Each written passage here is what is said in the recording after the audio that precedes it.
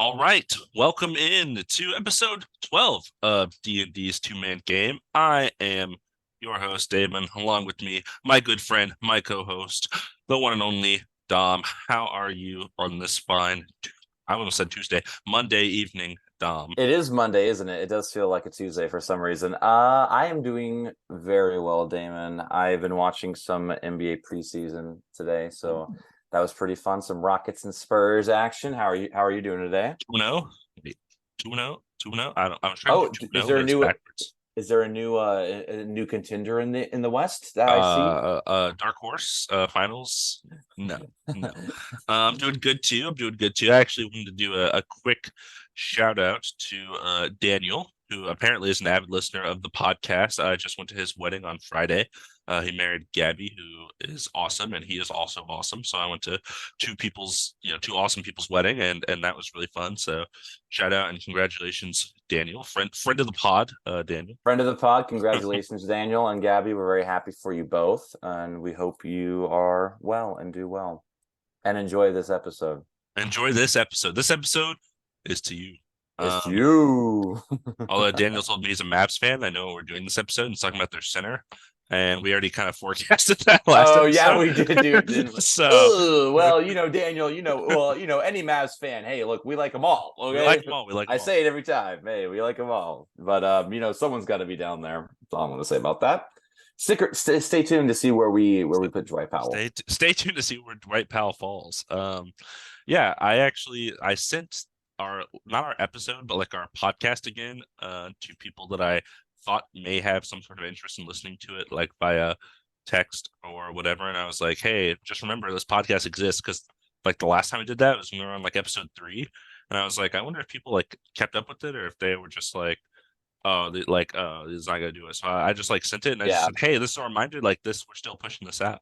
And then like I was looking at our YouTube statistics, and the last episode was like I think our second most viewed video now or something like that. So wow. that's self promotion for me, and it's like it's like 8 views, second most viewed. Hey, So look, that's 8 more than I would have thought. Okay, that's all I'm saying. Well, hey, we appreciate all views and all viewers. yes, all And all listeners, listens. I yes. stream. I listen back just to make sure I know I remember what I say. Sometimes I forget what I say. You know. I don't, but I think that's really because I kind of listen to it when I'm just quickly throwing it together, Mm, editing, and making sure like that is you can true. hear both of us. And I'm like, all right, that's good enough. Yeah, And I also hate the sound of my voice, but I feel like everyone hates the sound of I their love this. voice. I love the sound of your voice. Thanks, thanks, Yeah. and so do our listeners. Otherwise, they're not listening because I talk way too much on this podcast. No, dude, are you kidding? You're doing great. I just come in with the whoa whenever you Yeah, drop we're not something. we're not screaming as much this episode. I Yeah, I hope don't feel I like it. maybe that was the wrong episode to send, like to re-promote the podcast. It's like, hey, listen to our podcast. So they click on the most recent episode, and it's just You can't they're like, what the fuck is this? if you can't handle me at my funniest, you can't handle me at my not funniest. That's all I'm gonna say. Look, screaming's funny. I don't care what anyone says. Screaming's Screaming funny. is inherently hilarious. Do we want to do a quick? We're gonna do a quick reveal of like what we're wearing. What are you wearing, Damon? I can see it, but some people might not be able to see it. What is it? Sure. If you're a listener and you're not looking, I'm rocking a green and yellow San Diego Rockets hoodie that was on sale towards the end of last season. All the outerwear goes on sale because it's about to be summer. And as you know, in Texas, summers are very, very hot and they last very, very long. So now it's mid-October. It's finally like cool enough here in Austin where I can feel like I can wear this appropriately. Yeah, it has the old school Western Conference logo, NBA logo. It's like really, really cool hoodie that I like. I'm glad it's cold enough finally where I can wear this. What about you? Yeah, What do I you love have that on? hoodie. Thank you, thank you. Yeah. I have an LA Clippers basketball playoff shirt that I got.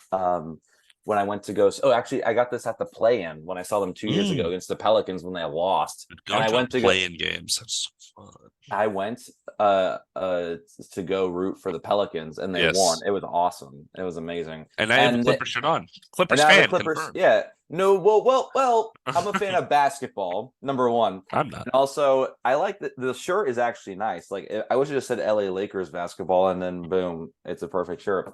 But yeah, I knew I'd have to wear it eventually and I've been wearing it today, so thought why not?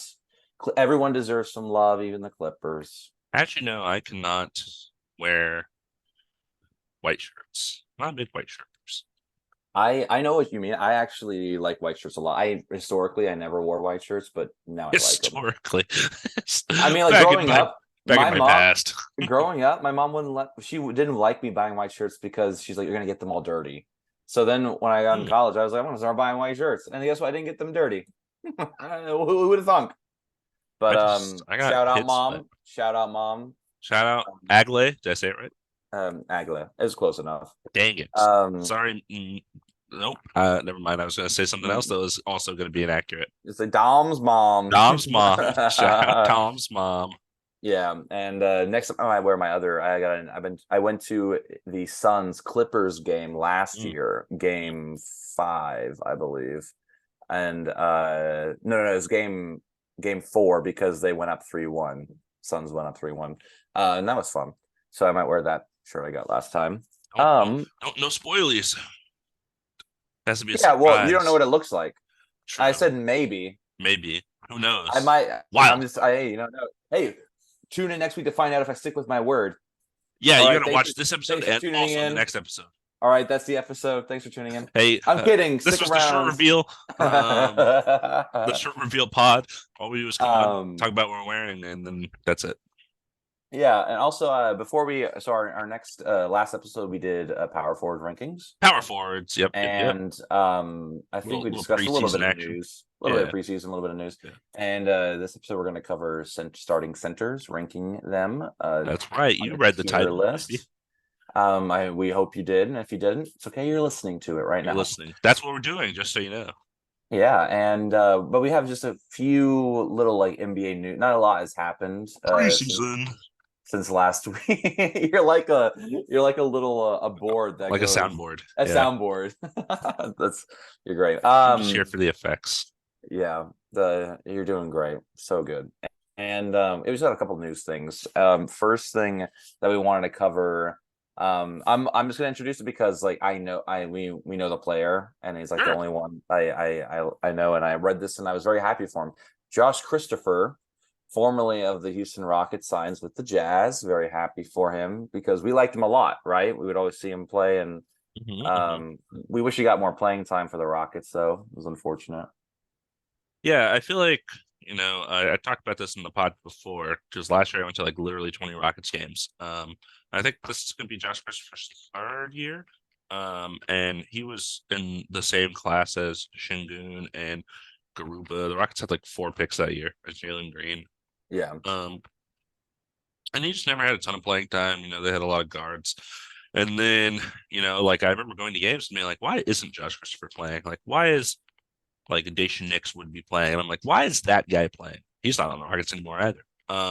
Yeah. And then he got traded to the Grizzlies, and I literally had no idea that he was not on the Grizzlies. I read that he signed to the Jazz, and I was like, oh, I didn't know he was not on a team. I guess the Grizzlies waived him. I don't know.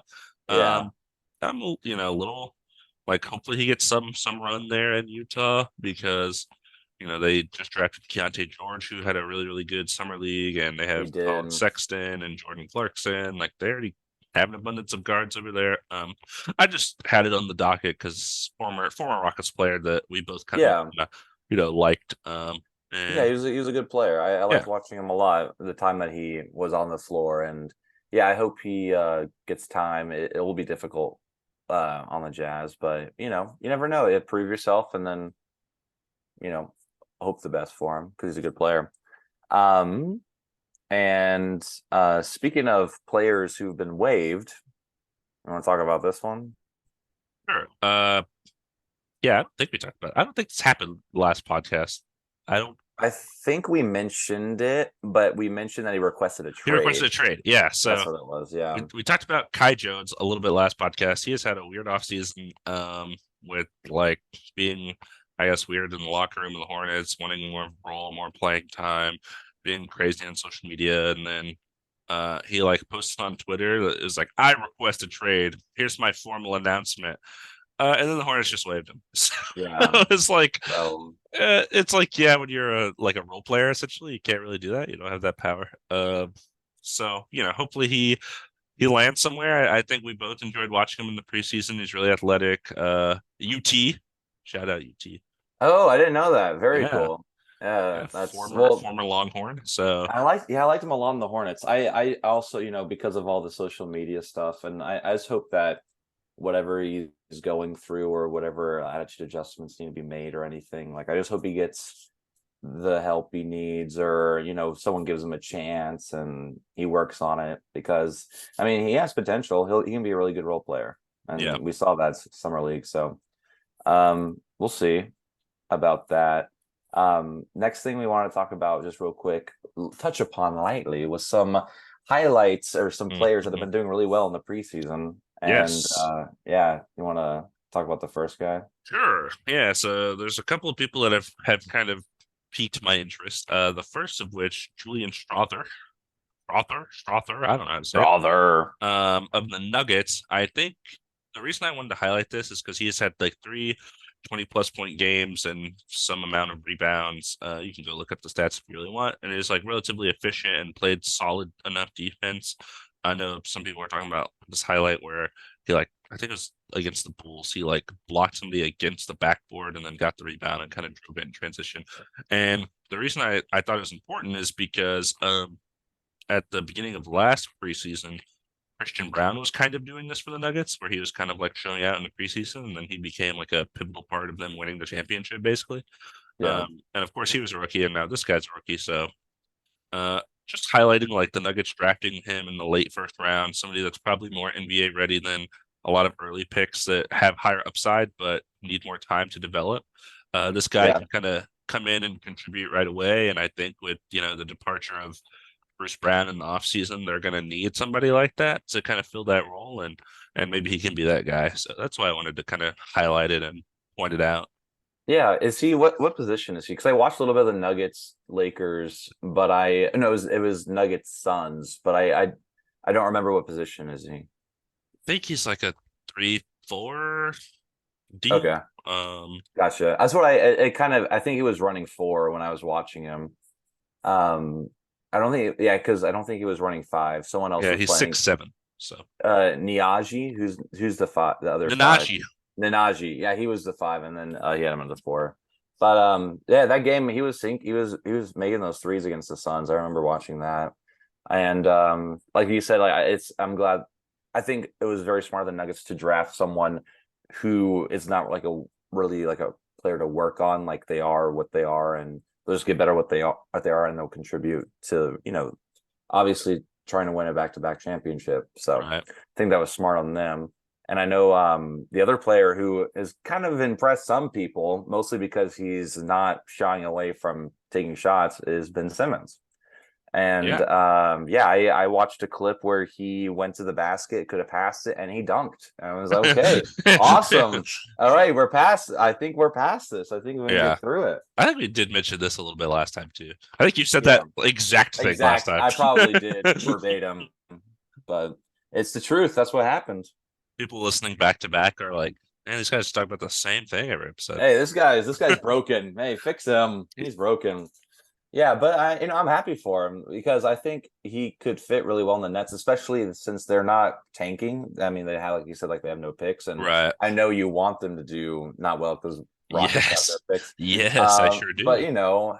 if Ben Simmons is, he's not going to be the player he was right away, if he Right. ever will be, but he'll contribute on defense. He'll pass the rock. He'll make his dunks, do the fast breaks. You got Mikal Bridges, Cam Johnson. I mean, Nets will be fun to watch, you know? Yeah, I think like because we have some time away from it too, I feel like the expectations are a part of it. Like people are not expecting Ben Simmons to really be that kind of player anymore. So with like the Yeah. lowered pressure, he can kind of slowly, build up, hopefully. But yeah, I've loved just the aggressiveness, the getting to the Yeah. basket, like you said, taking shots. He's had a couple of good defensive plays, a couple of really nice passes here and there. Just those things that like people knew, except for the shooting. People knew Ben Simmons could do, but he just like stopped doing. He is now doing it Yeah. again. So yeah, That's hope good. Yeah, because whenever he was good. Everyone wanted him to be even better, but right.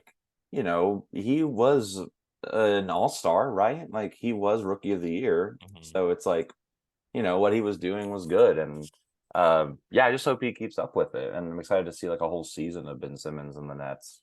It'll be interesting too, because going through these ranking starting players, if you realize he's not starting for the Nets. Um, I didn't even think about that. so he can kind of do almost like like the ideal, I feel like what Russell Westbrook should have done in the Lakers when he like came off the bench and ran the backup unit, like what Chris Yeah. Paul's gonna probably do for the Warriors.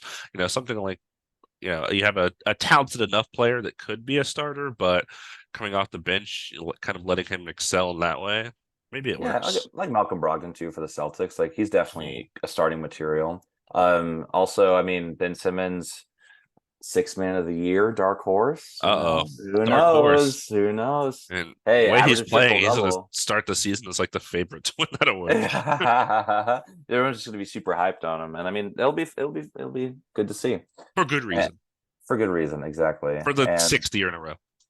yeah, and our our last update that we're going to touch upon before we get to these rankings. I Rankings. don't know if there's anything you want to talk about in particular, but I know that There James is. Harden. So we're talking about James Harden, James Harden, our favorite player. and what did you want to talk about specifically? Yeah, so I just kind of wanted to give an update to people because I feel like the people that do listen to this podcast, all two of them, probably paid attention to the Rockets when James Harden was on them at some point. So like, it's one of the players they would definitely know. Yeah, for And sure. He's a name everyone knows. Like, right, and he's so tantalizing with like his talent, but all his off court issues where he like whined his way out of Houston and then yeah, out of Brooklyn, and now he's trying to do it again basically. trying But to get yeah, so it was weird because we talked in the offseason about James Harden and the thing he did in China where he was like, I'll never play for Daryl Morey. I hate that guy, whatever. he Said is a liar. I'll he's a say it liar. again. And He then he is a said he liar. repeated the same exact statement. Um, and then it was reported that he was showing up for training camp. And I think that caught a Yeah, lot of people off guard because it was like, oh, I thought this was going to be a holdout situation. I know we talked a little bit about like Ben Simmons doing this a couple years ago, and the Sixers like took his money basically. They just started finding him for like every yeah. game he held out of. And maybe James Harden showed up because of that, and it's like, oh, I don't want that to happen. But that being said, reported for training camp 3 days ago, he reiterated. He said, "I still hate Daryl Morey," basically. Um, but he also said like, "I still want to play basketball, and like I don't have like he doesn't have issues with players on the team or the coach. It's just Daryl Morey." Yeah. But even that being said, he hasn't played yet in the preseason. They played the Nets today. He didn't play Has again. Embiid played? I don't know if I know Embiid was out today. I don't know if he played. I don't Yeah. think he played previously either. Um, so it's just like you report to training camp, but but you're not playing. What's going on here? What are you trying Hmm. to do?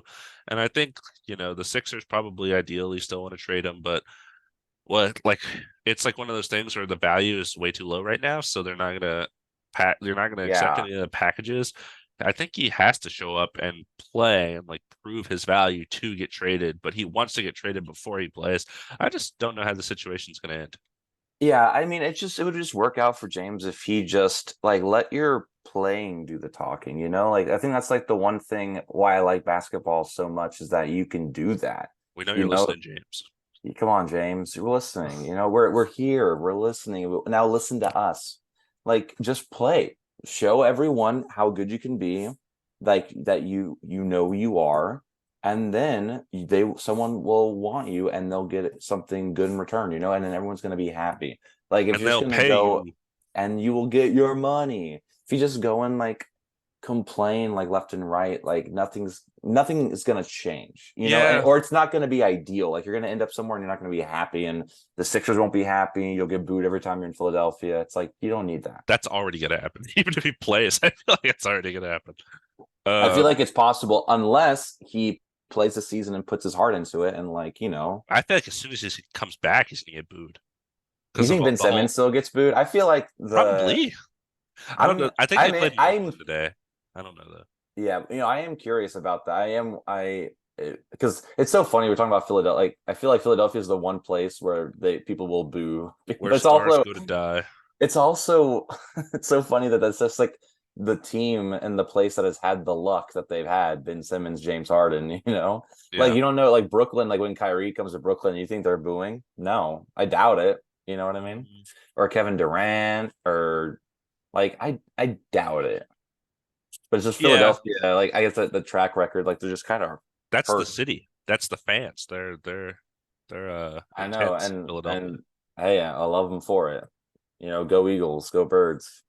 Eagles are 5-1. You know Yeah, who I else is saw they 5-1? lost. I lost Raiders. I'm kidding. The The Lions. Detroit Lions, baby. That's right. I'm a Lions fan. Um, People that don't know, I wore a Lions polo to work today. but didn't they lose? Wait, now we're talking about football. But didn't the Eagles lose to a really bad team? Uh, they lost to the Jets. Yeah, Yeah, aren't they not good? not really. I mean, yes and no. They lost Aaron Rodgers, so they don't have Yeah, a very I good saw quarterback. that first game of the season. Yeah. You're showing your Detroit Lions. Okay, that was a I, basketball pod. That was a basketball pod. Look, this is my Detroit Lions polo that I wore. Tune in on YouTube to see. Actually, I always forget I post a video on Spotify. Tune in on either one to see. I guess you are tuned in if you're listening. I wear this to work. Where's your Detroit Pistons polo? Come on, man. This is Um, basketball. I grew up watching Detroit Lions games on Thanksgiving with my mom, not Detroit Pistons games. For those people that don't know, my mother is from Detroit, so my football fandom lies with her. Oh, but they're good this year. I've been a Lions fan. I've been a Lions fan. They haven't won a playoff game in No. 17 years. Yeah, no, of course. Yeah. No, I'm here for you. I grew up liking Calvin Johnson, Megatron, Matthew Stafford. All right, this is not this is a basketball podcast. This is a basketball podcast. It's actually so funny how much I don't like talking about football. I have like nothing to contribute. It's really only fantasy football is the whole reason. Yeah. All right. Well, okay, so that's the update on James Harden. And we'll see what happens. We'll cover whenever the preseason when the season starts next Wednesday, which is going to be awesome. I'm going to a game that day, so I'll definitely talk about that on the pod. Um, I do want to hear it. It's opening night, right? yeah. Did I just drop out, or are we good? You're good. I could see you. I couldn't see you for a little bit. Now I can see Yeah, you. because my computer just tripped out when you started sharing your screen. Uh, Ah, but guys, I'm sharing my screen. it is all good. Did we But do a yeah, recap of PowerPoint? I think we did. we talked about it. Yeah, we talked about it. Anyways, so I meant I meant after we finished the tier list, did we go back and reread them? yeah, Okay. we did. Yeah. So do you want to talk about like how we're gonna be ranking them and everything? I need to grab my Yes. key real quick. How do I do that? Yes. Okay. You do that. Okay. I don't actually remember if we did this last time, but if you are new here, if you haven't tuned in, first of all, go back, listen to point guard, shooting guard, small forwards, power forwards. We're now doing the centers, the final position in our positionless NBA, where everyone seems to play every position. Basically, how Dom and I do this is we go through the 30 pictures you see in front of you. And we kind of just go in the order that the pictures lay. This is just a tier list I found online. So no kind of particular order. Um, we go through and rank them S tier, A tier, B tier, C tier, D tier, F tier. The tiers are not in alignment with how we think of them as a player. Like we don't think someone's a B tier player, an F tier player. So, where they are in terms of the average NBA starting center, because we're talking about all 30 starting centers today. Dom and I may disagree. We may come to a middle ground on these. If you are watching, you see we have the tier list in front of us. We have the 30 pictures. We're going to kind of go through them, talk about them one by one. If you're listening, we'll do our best to kind of explain and recap, who's in what tier and kind of go through them at the end, just so, kind of where our thoughts lie and why they lie that way. And the last important thing, I've been talking for a while, we are projecting. So this is not a reflection of how these players may have played last season. Rather, it is a projection on how Dom and I think they're going to play this season, because we think that's a little more interesting trying to predict rather than just look at the stats and say, oh, this guy averaged 30, 10, and 10. Yeah, he is S tier. Obviously, we want to, can they keep that up? Is there some sort of regression? Are these young players going to make a jump, etc.? So yeah, that is how we're going to do this. Did I miss anything, Dom? I know you only heard half of that, but I actually surprisingly could hear everything. Like the volume's so high in my headphones because I'm when I so grabbed. loud. No, because you're so good at what you do. That's like the Potting, third time in this one podcast that you told me that. because you said no one likes listening to you, and I like listening I to said you. I don't like hearing my voice. I'm saying you should like your voice. Thanks. Yes. But you covered everything. This is not a reflection also of like how we feel of them as a player. We're just looking at basketball on the court stuff, how they're going to be next year. I'm going to say it a lot, but I'm like a big fan of a lot of these guys just because I'm a big fan, but I will be honest, like if I think they're going to be F tier, I think they're, but again, I will in keep the saying, I really in the like this guy, in but the F tier. power forward one, literally every time you had like a F or D tier It's player, like you you said, can, "I'm a big fan of his game." F tier. yeah, that's It's what you. so I mean, good. that's how you let someone down easy. Anyways, It's called the like I'm just sandwich letting technique. everyone You know. say something positive, then you hit him with the negative, and then you finish with the positive. Sandwich. Yeah, so I'm like, I really like his play, F tier, but he'll be really good on the team. But But then again, he's a starter, which is saying something. But yeah, so also what I prefer to do is to go randomly. Like this tier lists usually at the bottom, the images are random, and I like to go down that way. So that way we're not just going, always start with the Hawks, always end with the Wizards. It's just right. kind of boring that way, I think. So Oh yeah, but this one is city alphabetical, isn't it? yeah, I didn't I realize actually just noticed that. But I guess this one we will go alphabetical, which I well, mean, like we city can just we alphabetical. can dance around if you want. I don't know. I don't mind. I think it'd be easier just to go down the line. And if we dance around, I'm gonna pick the guys I like more for what I mean? Like it'll just be Right, a little right. too.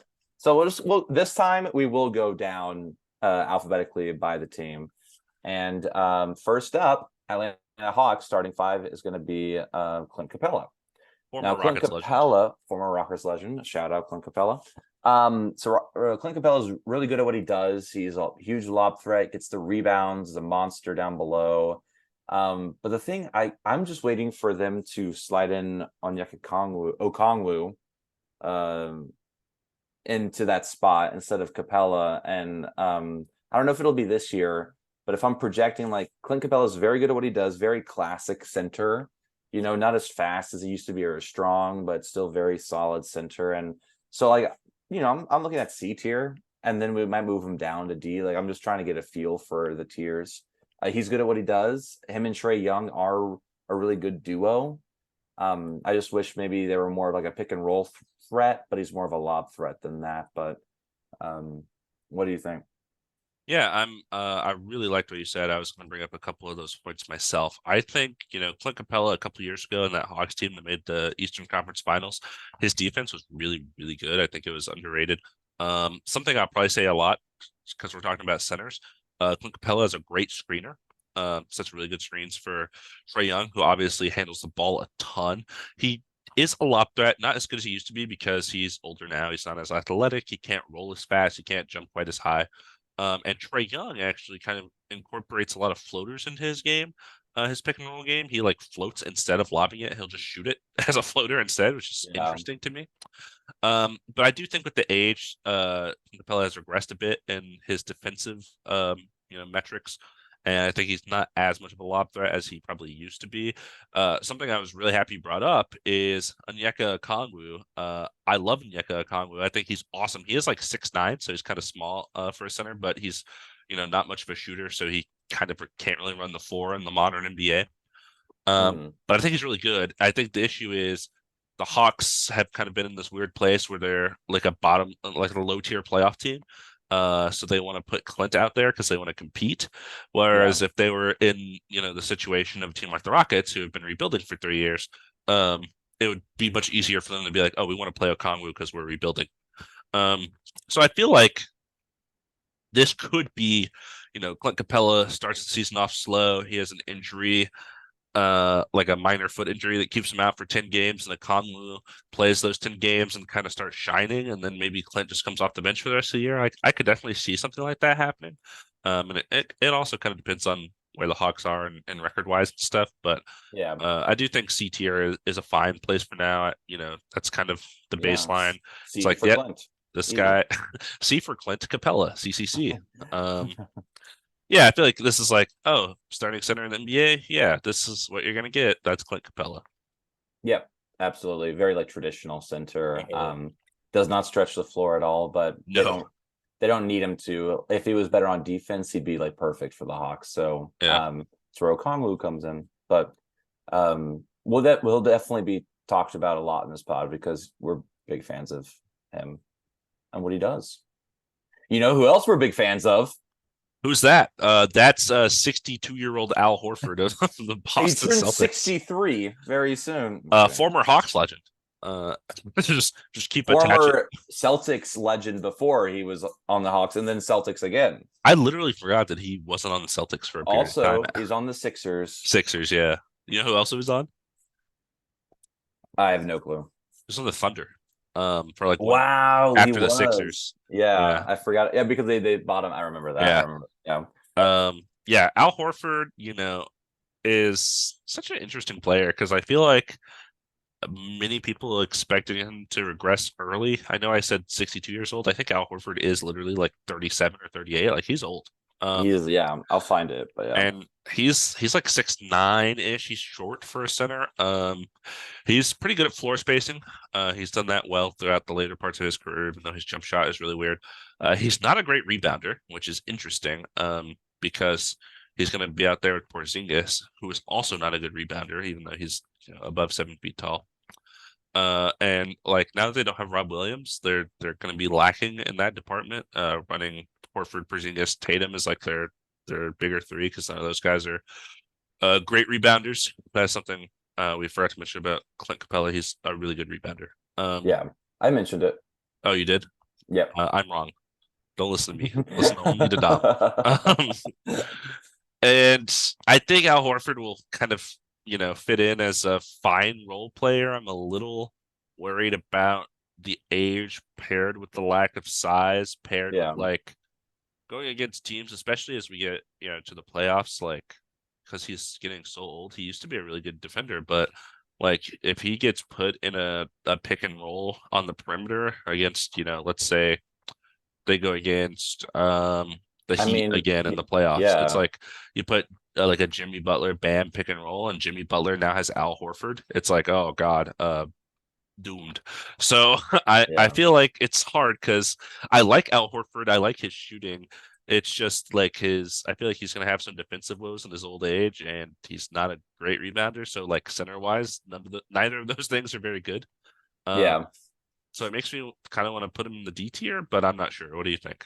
That's interesting because I think all the points you made are valid, and I think the only thing that surprised me really is that how well he fits in the Celtics system. This was last year though, Hmm. so he fits so well. It was like they would run a lot of him and Robert Williams at the same Hmm. time, which worked out well because then he would get all the Robert would get all the rebounds. Al Horford would stretch the floor, But now, like I guess we're projecting like how this fit's going to be with Porzingis, and I now I'm looking at the starting lineup. It does seem like Al Horford is like the kind of the guy, the odd man out. Hmm. Um, the only thing, I mean, not the only thing, but one of the things that I think isn't as positive that you mentioned is that he could stretch the floor. So they could literally have a stretch five, like starting lineup. Everyone can shoot. Yeah. Yeah. So, that's pretty important Right. for the Celtics. And, he probably just won't be as effective as the other players. So I'm fine with D tier. Yeah. And as something I didn't mention earlier, players are definitely free to move up and down as we progress throughout this and we make more realizations and start comparing them to the other players we have in the tier list. Yeah, absolutely. And now we're going to talk about one of our favorite like younger centers like in the Yeah, league, Nicholas Claxton, the that's Brooklyn right. Nets. And he's young, he's athletic, he fits along pretty well, I think, with the team. He is very good down low, great defensively, um, great at just getting lobs. I don't know who's going to give him lobs on the Nets, but he has that ability because he is athletic. He's tall, right? He's like 6'11". No, I think yeah, 6'11". Yeah, yeah. Sorry, I Okay, thought you said okay, something else. okay, yeah, yeah. So that's also good for him. I think he's great for what he does. He does not stretch the floor, right? Correct me if I'm wrong, but I He's not a haven't good seen him. shooter. No. Okay, that's what I thought. But it's great because he's young, so he Right. will be able to get stronger down low, and he's already a great defender. He can keep up with the when they're pick and rolls. He can kind of keep up with the quicker guys on the perimeter, and he's long. So I would probably want to put him in the same tier as Clint Capella, like in the C. Hmm. But how do you feel about Claxton? C for Claxton. C for Claxton. Yeah, I like Nick Claxton a lot.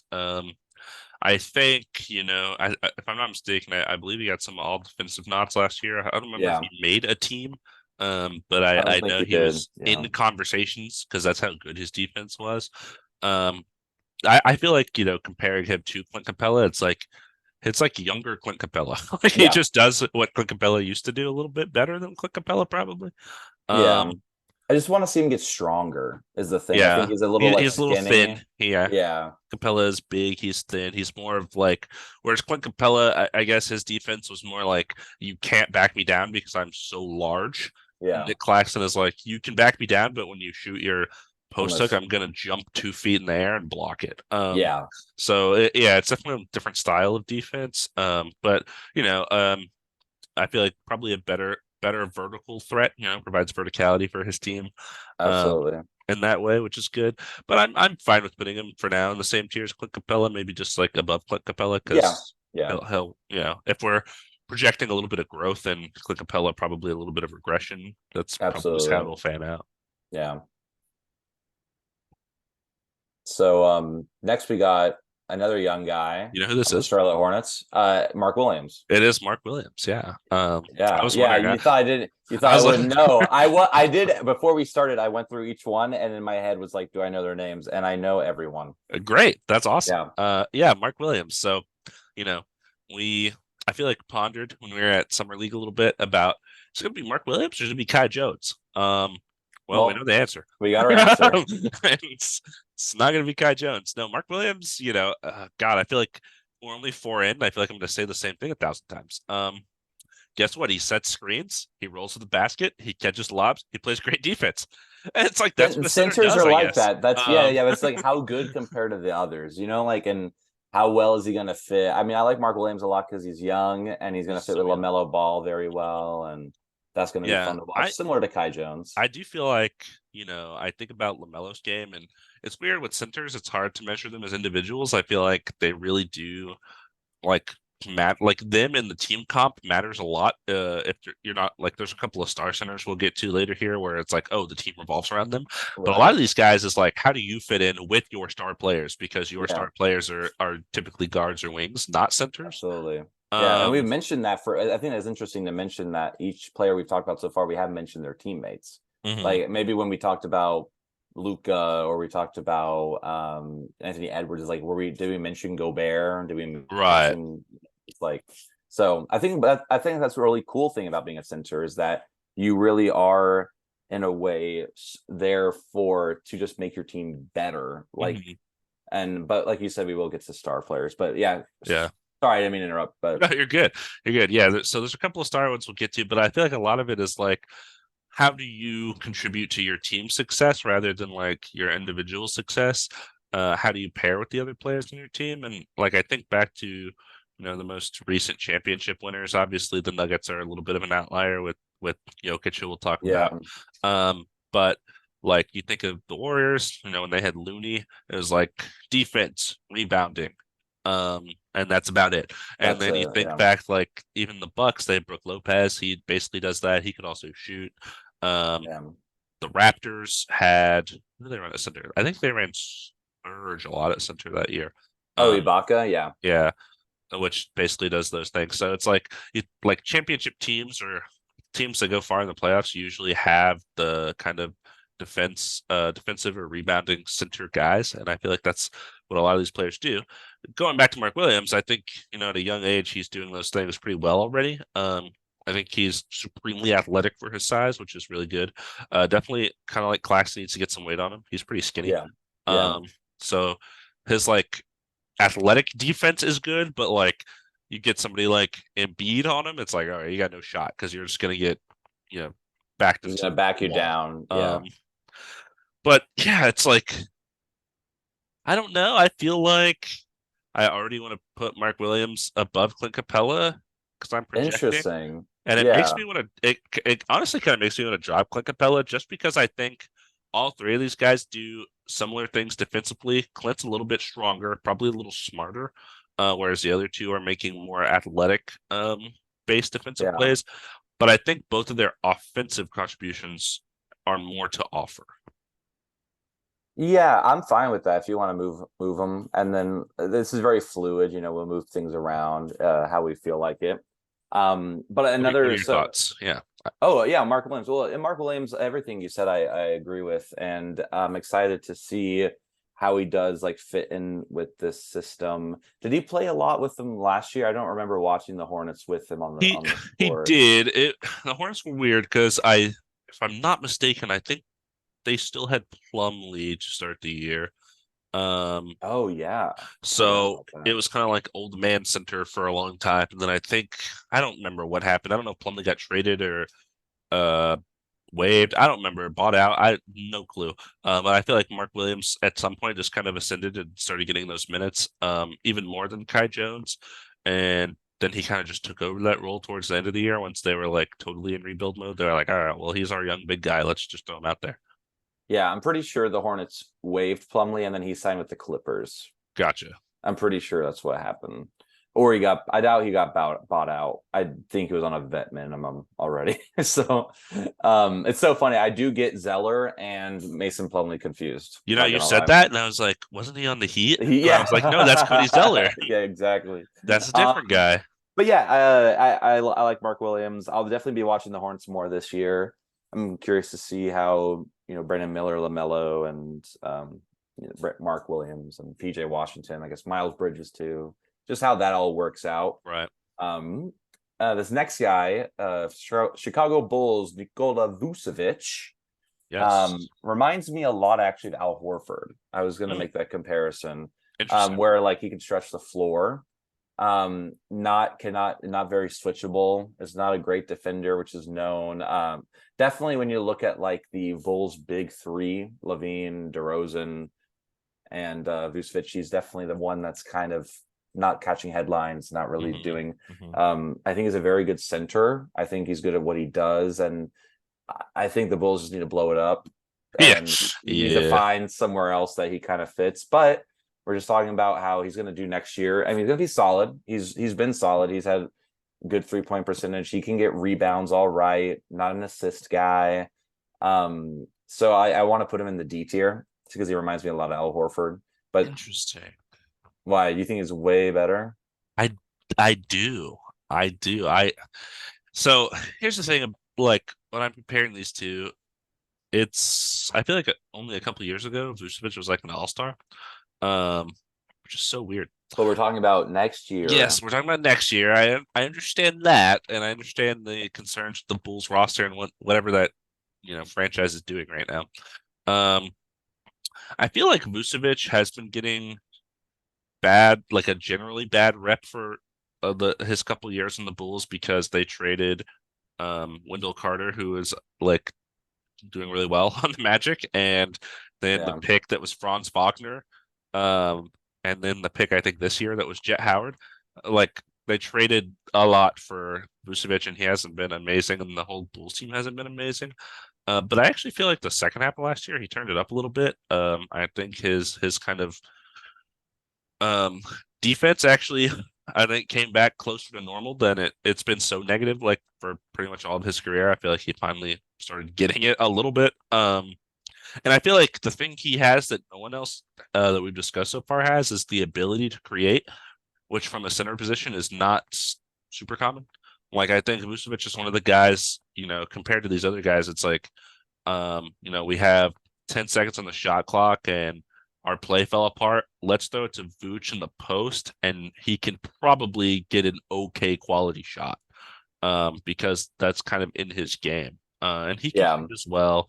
Um, yeah, I just feel like he has more to his Offensive game, definitely than anybody here. The defense is certainly a concern. It's probably worse than everybody here.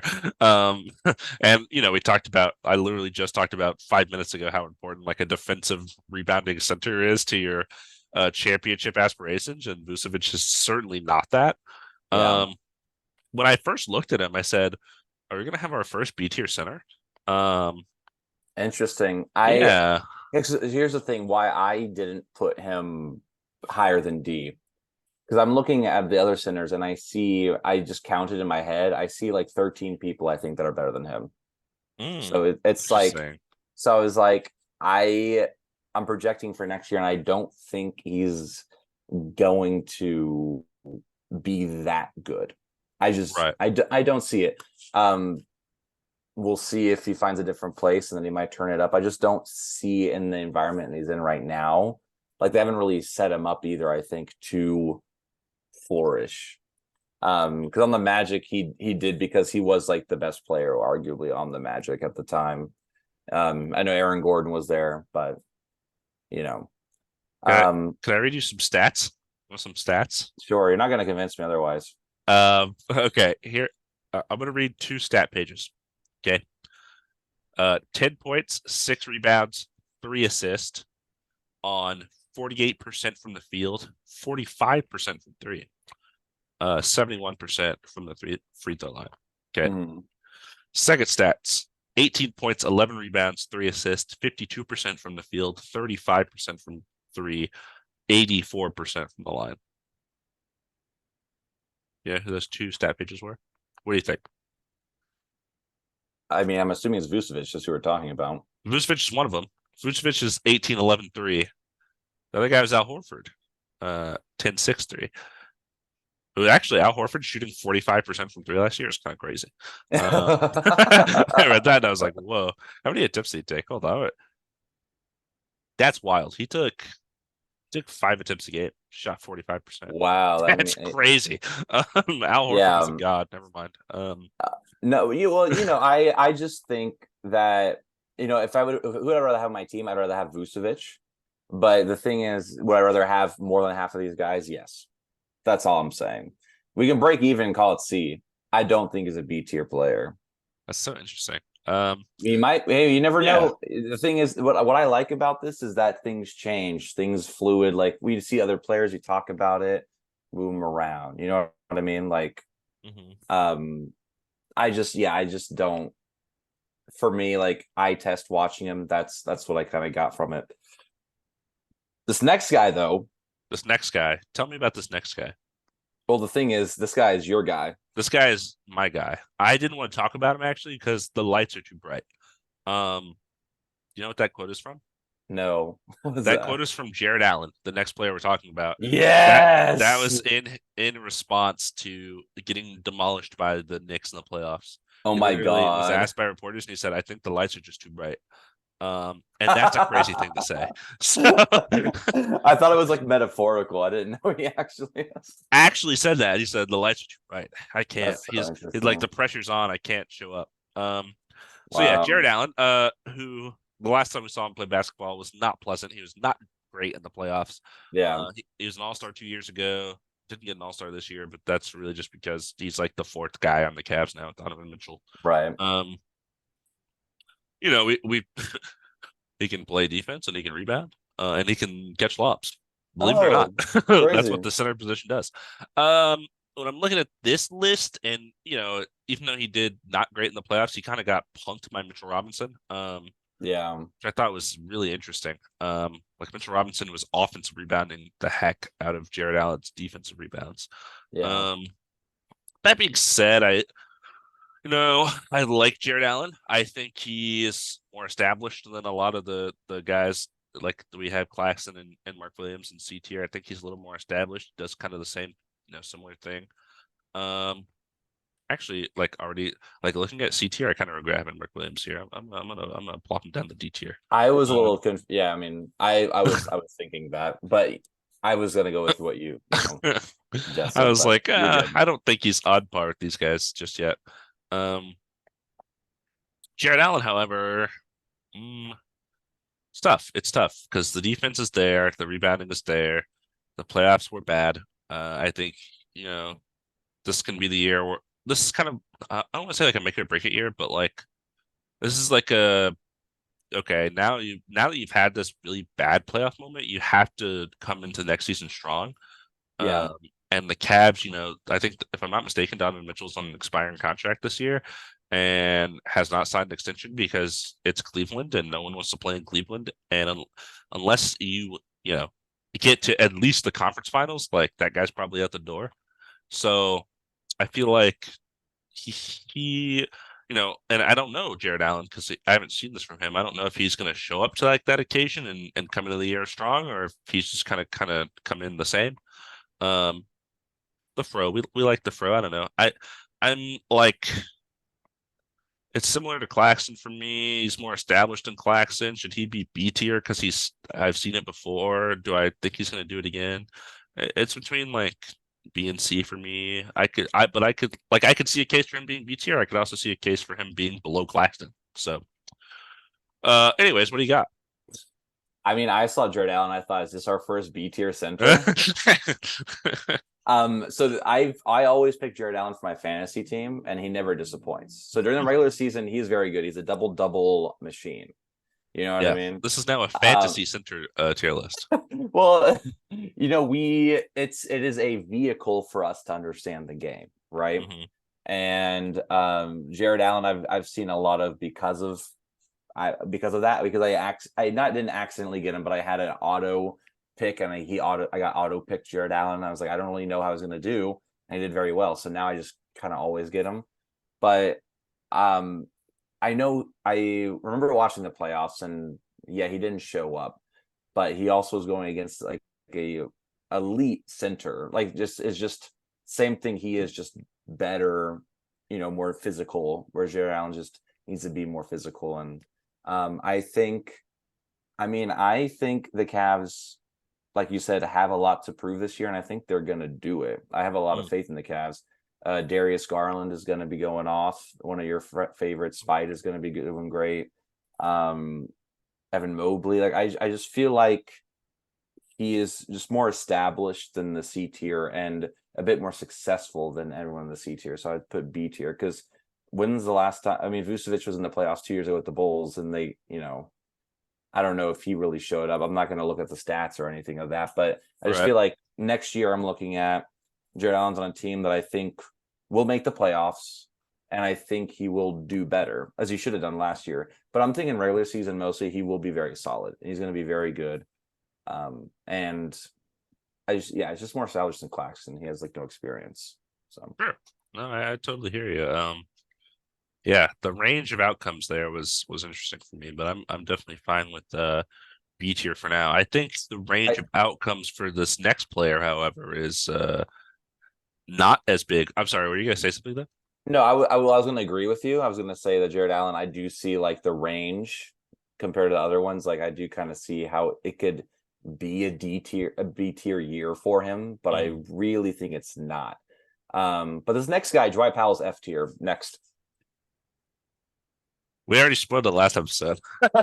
Yeah, we talked, but just quick about Dwight Powell. He is fine. You know what I mean?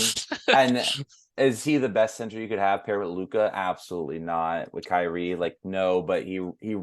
I will say this about Dwight Powell: he runs the floor, like, and You got a lot of heart. he got a lot of heart. Like you know what I mean? Like I don't hate him. I think he's a great backup. I think compared to like he does what like a lot of other backup centers do, but he is the start just because they don't have anyone else. So that's why I say F tier. Yeah, so I don't know how Dwight Powell has been like the starting center for the Mavericks like 5 years in a row, especially when they signed JaVale McGee, promised him the starting job, and he lost it in like 4 games somehow. Um, it's crazy. I don't get it. I feel like if Dwight Powell on any other team, he'd be waived immediately. I don't understand. Like, I feel like the floor is like, yep, he's gonna get some rebounds, and the ceiling is the floor. Like there is no higher. Yeah. So I don't know. Sorry, Daniel and Mavericks fans. I mean, We you could, yeah, have I ranked mean, your starting center F tier. But you could say that he's also played with Luke for quite a few years, so he knows the system really well, the Right. Mavic system really well. Like that could be like I'm gonna say that's a positive, Yeah. but I'm sure you could get another center that could learn the system. So I'm, doing a quick glance over everyone else on this tier list. I think I would really rather have any of them. So yeah, I think there might be just one I, other. I, I actually am like looking at this list and I'm like, I feel like some of these D tier players are going to sneak into the F tier at some point. Yeah, we'll see. Um, but this next guy needs no introduction. This is going to be His simple range of enough. outcomes is also not large. Yeah, absolutely not. Do you want to introduce him? It is your turn. I didn't realize that. I Yeah, figured. it's Nikola Jokic, two-time MVP 2 years ago. Well, two-time MVP 2 and 3 years ago, I guess. Yeah. Um, Finals MVP this year, coming off a championship win. Already looks pretty good in the preseason. Yep. Probably spent all off season with his horses. Um, Absurd triple double threat. 30, 10, 10 on any given night. Leads, has led the Nuggets to high playoff seeds every year for a while. Well, actually, I think they were the 6th seed when he won one of his MVPs. Anyways, he's an S tier. He's probably, I think, with the finals run, most people, analysts and such would probably say he's the best player in the NBA. I'd probably be inclined to agree. Because he's 7 feet tall and can pass the ball like a point guard and shoot the ball like a shooting guard and also play in the post like center because he's a center. So I don't know how you stop that when you pair it with the right talent, and that's what happened last year. The right talent was healthy, that won the championship. Yeah, everything you said. He is an S tier. He is arguably the best player in the league right now. He's also fun to watch. He's just great at the game of basketball, And he doesn't care and about it at all.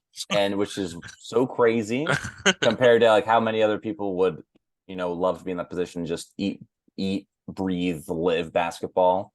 But I think that also just adds to the the persona of being the best player in a game, and like, yeah, I'd rather be racing horses or something. Right. But yeah, S tier without question. I'm excited to see what it is again this year. I've seen him play live, and that was really fun. It was a very close game. It was fun, and yeah, we'll see what the Nuggets can do this year. The guy's absurd. Yeah, absurd, absolutely absurd. And if you get a chance to ever watch them play, like definitely, I Yeah. recommend seeing him play. If you're a While he's in casualist his or prime. you're not checked in, just look up like Jokic season highlights and just watch like his highlights from the last couple seasons, and you'll be like, why didn't I know that this guy was in the NBA? Because I would have been super into the NBA way before I am. Yeah, and also go to a game. I highly recommend Go to a going. Like game. the atmosphere is so much fun, and My yeah, there's Houston going to be people, Nuggets, Rockets. Let's go. my LA people, Clippers Clippers, Nuggets, Clippers, because Nuggets. Lakers Nuggets is $500. I looked it up. Is it $500 It is $500 for like a nosebleed? for a nosebleed. That's crazy. It's a rematch, man. It's a rematch. We gotta That's show. We gotta insane. show up. Come on, LA, show up for $500. Anyways, but yeah, S tier, easy. Next, Detroit Pistons legend Jalen Duren, who we had the pleasure of. We didn't meet him, but we were there for a live podcast taping, and he was a guest through the wire, and he was a guest, and he was awesome. He was really cool. Yeah, he was very cool, and it was funny because we watched them play that day before. We watched him play Rockets Pistons before, and he also did very well that game. and Cam Whitmore Jalen was the other Duren guest on the podcast. and Cam Whitmore. So it was, yeah, they played against each other, which was very fun. And Jalen Duren, young, great rebounder. He's strong. He's on the shorter side, and the Pistons do have like a ton of centers right now. But I'm glad they're giving Jalen Duren the star. Although, like, I have a feeling James Wiseman might sneak in there. I feel like they might try like a 2 center lineup at some point. They definitely will, and it's gonna be gross, but yeah, they will definitely do it. They could try it because they're the Pistons right now. They don't have to be, right. Winning. But Jalen Duren's really good at what he does. He's just going to get better. Obviously, he's not obvious, but he fits the archetype. He's not a shooter. Will not sink threes, Rebounds, lobs. rebounds and lobs, and a great defender. Like, Yeah. so that's also something to say about him, and he's young. So, I feel like he fits in. He's definitely above Mark Williams. So I want to put him in C tier behind Vucevic. Yeah, Um, I was literally thinking he's definitely better than all these guys, but after that is like, does he go up the C tier? you know what I mean? Yeah, it was, or Nah. like, is he in front on D tier? Just because he's a sophomore. He's gonna be a second year in the league, so Right. maybe he has more to prove. We could put him in front of Mark Williams, and Sure. we'll see. I think the C tier is a bit more established. But yeah, Mhm. do you have anything you want to add about Jalen Duren? Yeah, no, I really like Jalen there, and I hope he gets a lot of playing time. Because the Pistons drafted him, he was really young. I think he's still like 19. Yeah, Like, he's so young, and I think he kind of shocked a lot of people his rookie year because he was so young. I feel like people thought he was gonna be more of a project over time, like kind of yeah, thing, or not make as much impact as he did his rookie year. Um, and I think, Wiseman and Bagley, the two guys the Pistons have kind of bought low on that didn't do so great in their first stops. They were both top two picks in their, respective destinations. They're kind of project picks, and the Pistons are rebuilding, so they can kind of afford that. I do think hopefully they come off the bench because Jalen Duren is like a Pistons guy. Like they drafted him, they believe in him, whereas the yeah, other guys were like, oh, like you don't want this player? Sure, we'll give you like some stuff we don't really care about just to see if they happen to fan out because they're such like highly touted prospects. yeah. Um, And I mean, and there's also Isaiah Stewart to Isaiah think about, who Stewart, they just yeah. extended. Yeah, so Yeah, who did I literally can't remember. Oh, we did Bojan as their starting four. yeah, I feel yeah, like they will run, especially as the year kind of gets on and they are definitely like tanking for number one. They will probably run some like Stewart Duran. Like they'll yeah. have some two big lineups in there for sure, just because they have so many guys they can't afford to not do that. Right, absolutely. But yeah, I'm gonna try to go see the Pistons this year because they are one of the teams I think are gonna be really fun to watch. Yeah, So they're on my list of players to see. So next we got an NBA champion. an NBA champion. Yes, I forgot about that somehow. No, a guy that I think, for a team that I have had so many negative opinions on over the years, one of the players I actually really like, just the way he plays basketball. We're talking about Kevon Looney of the Golden State Warriors. I really like what Kevon Looney does for them. I think for a long time he was kind of coming off the bench for them, which was interesting, um, as like their bench center, and then like all the guys that were starting just kind of faded away, and then it was like, oh, I guess you've been here long enough. We'll just give you the starting job. And he's really good. Yeah, He's a little short. I think he's like 6'9", so for a center, that's kind of short. I think And he's of shorter course, than that. Honestly, I'm gonna he look it he up. could be. And with Draymond at the four, who is like 6'6", it's like their whole team is really short. Um, However, he is big, like bulky, like strong, muscular, whatever, and he plays, stout defense. He is a really, really good rebounder for his size. That is something that became evident to me in the Warriors championship run. I mean, Oh that guy yeah, was just gobbling rebounds left and right. Didn't matter if he had a, 4-inch disadvantage to the guy he was trying to, box out or whatever. He was monster rebounder. I think he kind of is also really good at some of the little stuff on offense. Not as much like he's good at screening. He's not like they're not big on lobs in Golden State. They do a lot of off-ball shooting, threes and stuff. They don't do a ton of run at the basket, yeah. catch lobs. But he's really good at like screening on the ball and also screening off the ball because some of the Hmm. things that the Warriors do, they run a lot of off-ball pick and rolls for like Steph and Clay to get open catch and shoot threes. And he's really good at that and rolling out of those to get like Rebounds like or his defender, like he picks for Steph to get a three. His defender tries to chase Steph, so then he just turns around and it's like easy layup, because like the guy was trying to chase Steph, and instead of passing the ball to Steph, whoever had the ball just was like, oh, come on, Looney's wide open for layup. Um, yeah, the system Golden State plays is insane. yeah. Um, Also, huge offensive rebound, like big, monster. big offensive So good. rebound. Yeah, Yeah. So I am looking at this list. This yeah. is okay. I don't like based on what I've seen. especially. And I know like this is weird for projecting, and like I don't know how much we're taking playoffs into consideration. Um, I feel like he's better than Jared Allen. Interesting. Well, he's definitely more successful than Jared Allen. You know what I mean? So like, I'm fine with you putting him in front of that. I was looking at B tier for sure. I agree with everything you said. I watched him a lot because I watch a lot of the playoffs, Western Conference, because of the Lakers and all that stuff. And Right. Kevon Looney somehow always is a problem, which is insane. Like when I think about it, he is 6'9", by the way. You're right.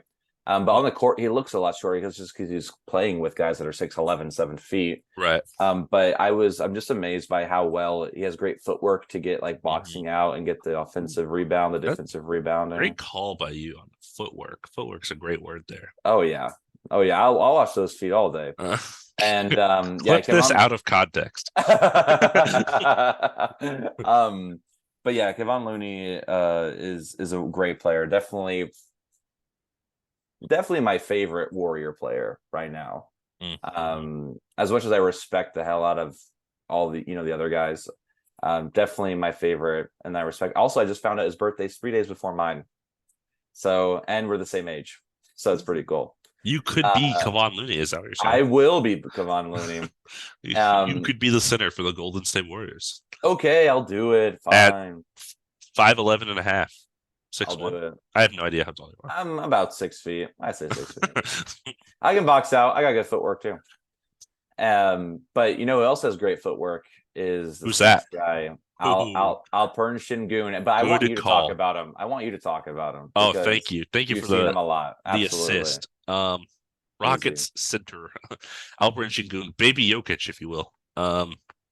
Not quite, but I think he's going to his third year now. The offensive development has been wild. Like seeing him and the way he plays basketball is so interesting.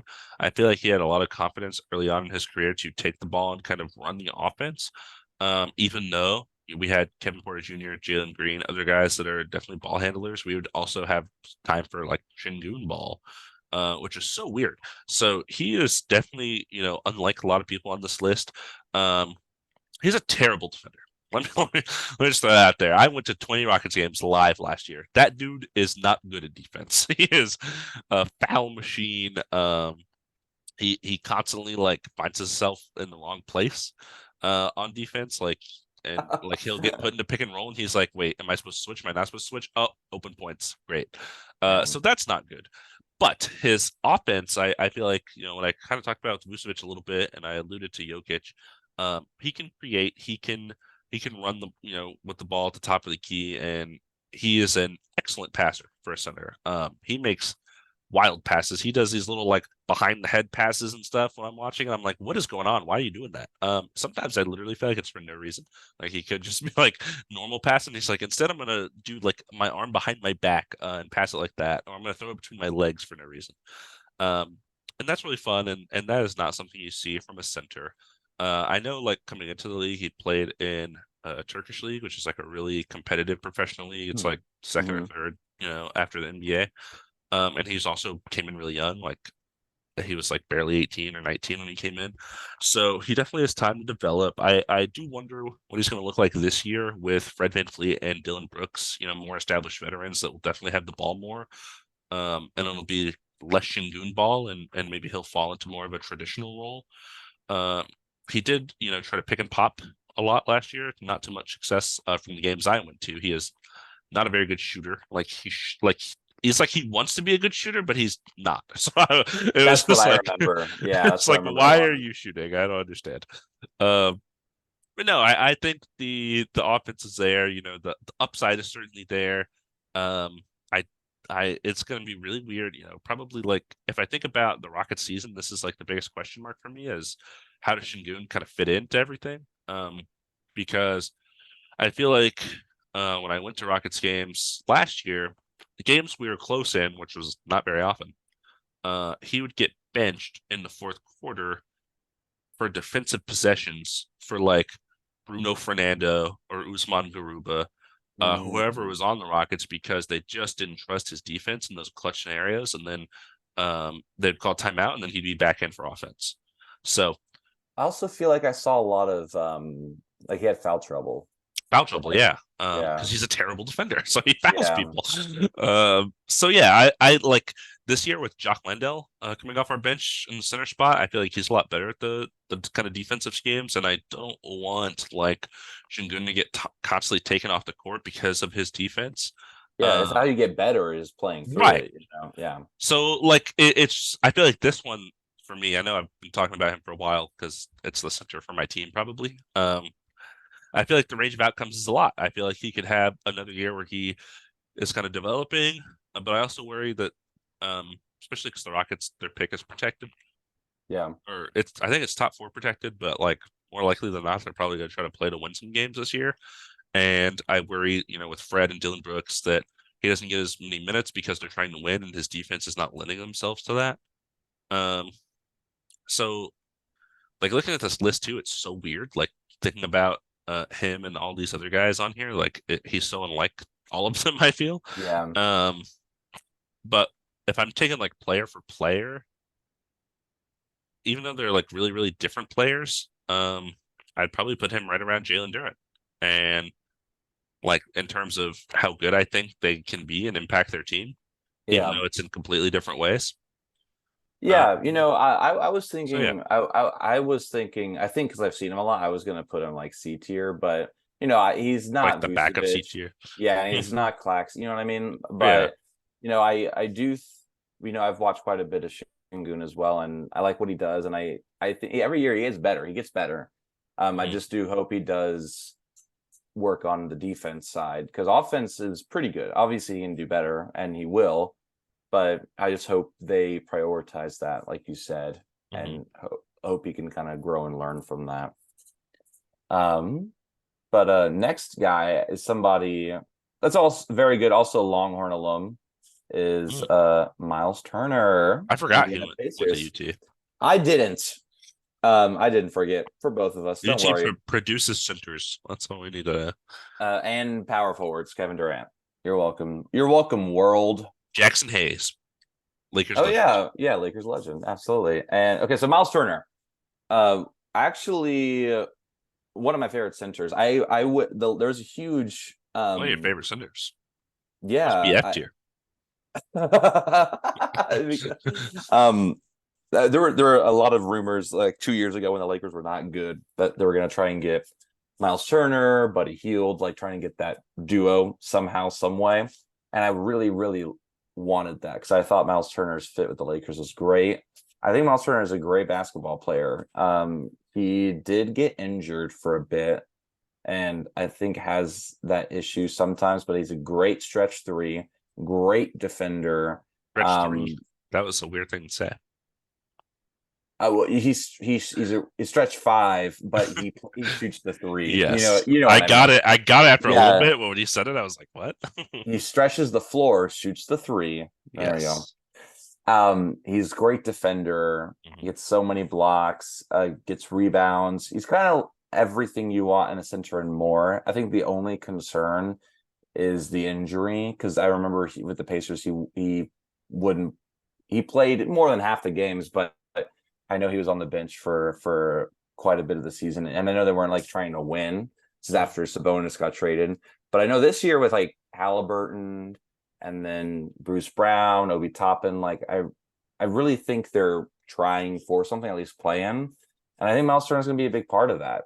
Mhm. And I think him and Tyrese are also going to be like great pick and roll partners. But so like I want to say B tier, but how do you feel about Miles Turner? Yeah. Miles Turner is good. Definitely health problems, like you mentioned. A lot of unavailability, the past couple of years of his career. Block machine, which you did mention. 3-point shooter. One of the, I feel like I remember rumors for like 3 off seasons in a row that was like the Pelicans need to trade for Miles Turner because he can shoot threes and they need somebody next to Zion. And like every team that had a power forward that was kind of like that, it was like you need Miles Turner on your team because he can shoot Yep. the three. Um, and it's true. He's really good at that. In terms of skill when healthy, I definitely agree with you. I literally like the perfect slot in my eyes is right here, right in between Kevon Looney and Jared Allen. Because it's hard. So we talked about this already, where like we've talked about centers and relating them to their teammates. I feel like centers and winning like kind of go hand in hand when I'm thinking about the players and what they do, because basically everything they do, Yeah. like rebounding is boring. No one talks about rebounding, but you have to rebound to win basketball games. Yeah. And I feel like that's like a big reason why I wanted to put Looney up so high in the first place, because he's so good at that, and, like so good at defense. And I don't know. I feel like rebounding. He's not like I feel like Miles Turner is not as good as rebounding as you would think based on his like size and defense. Yeah, he Um, does rebound, but it's not like he's not like Kevon Looney or Jared Allen. It's not like he's in a double machine by any yeah. means. And I feel like part of that was because he played so many years with Sabonis, who we'll talk about, who Yeah. is a rebounding machine. Um, and now that he's kind of like the only traditional kind of big there, maybe he gets better at it. But I feel like the defense is pretty good. The shooting is obviously really good. I would definitely take him over all these B tier guys. Um, yeah, I feel like right there in the middle of B tier, or if you think he's better than Looney too, I feel like that's No, I'm okay with that because I think Miles Turner and Jared Allen are kind of in the same place where like haven't like proven themselves postseason, whereas Kevon mhm. Looney has. So I'm fine. I'm fine with where he is. You mind if I take the next two? Because I've seen a lot of the next two. Well, I actually took two in a row, so we Oh, talked about well, Şengün. So yeah. Well, I'm gonna take three if that's okay with you, just because I've oh, seen I a see lot what of you're these saying. guys. Yeah, yeah. You've watched both these guys, and wonder why that is. Yeah, well, we're about to talk the Los Angeles teams, It's so about to be LA time, baby. it's LA time, baby. I won't take too long though. I'll just keep it short. But so, I'm gonna time you. LA Clippers legend, Lakers legend, Ivica Zubac, LA legend, literally. Both just literally a legend. it's LA. He's just a legend. Ivica Zubac, Zubac, something like that. I don't know Yeah, why every time I say Zubats. it, Yeah. Zubac. So It's every time, Zubac. So why is it yeah, pronounced like that? I'm not sure, but Zubac. But so I've seen him play a lot because I've been in a lot of Clippers games. yeah, yeah, yeah. And he's always been their starting center since I've seen them. And let me tell you, every time I watch him play, he's so good.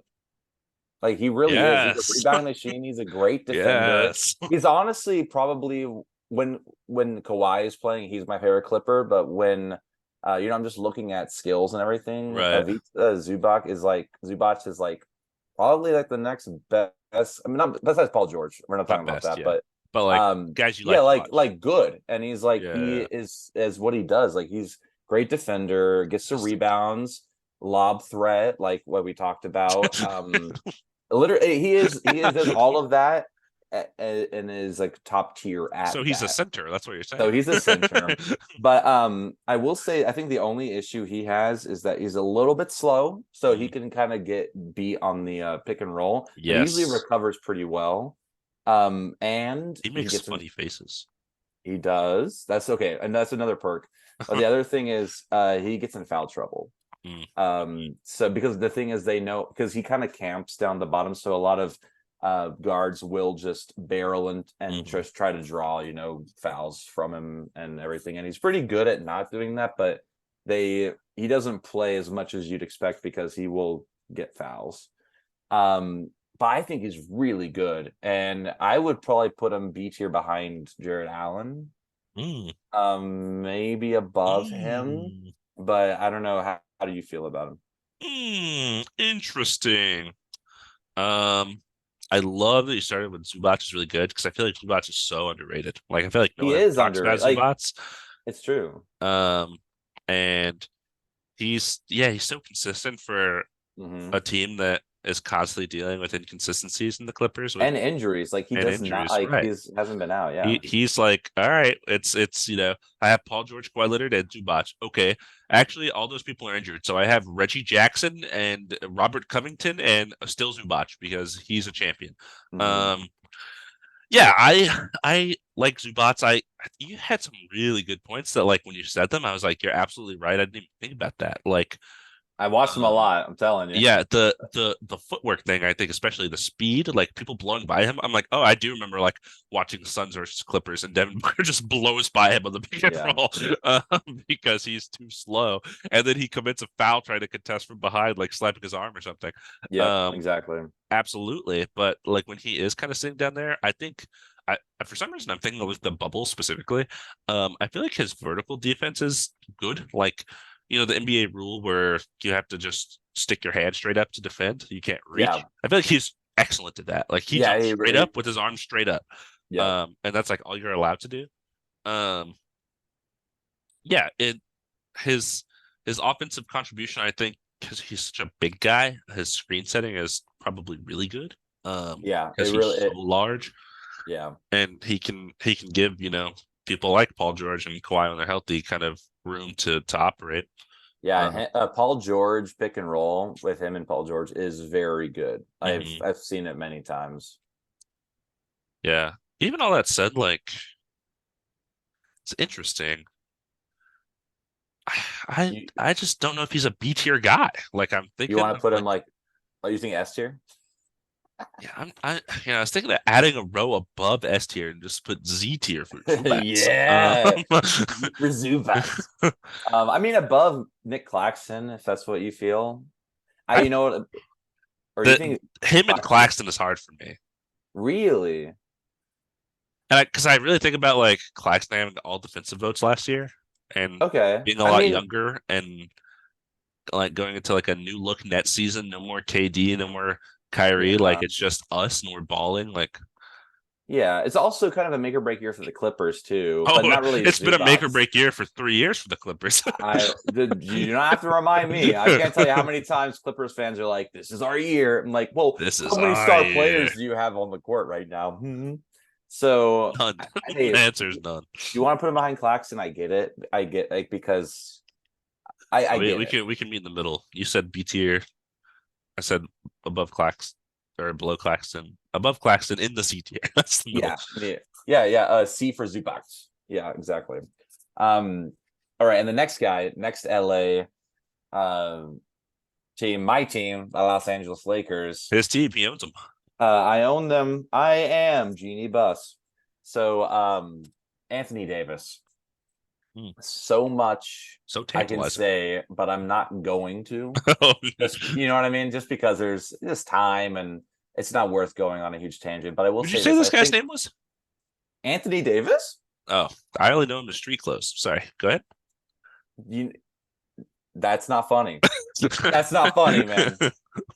You actually okay, I will go into this. So if you look at Go in. stats Go to see into it.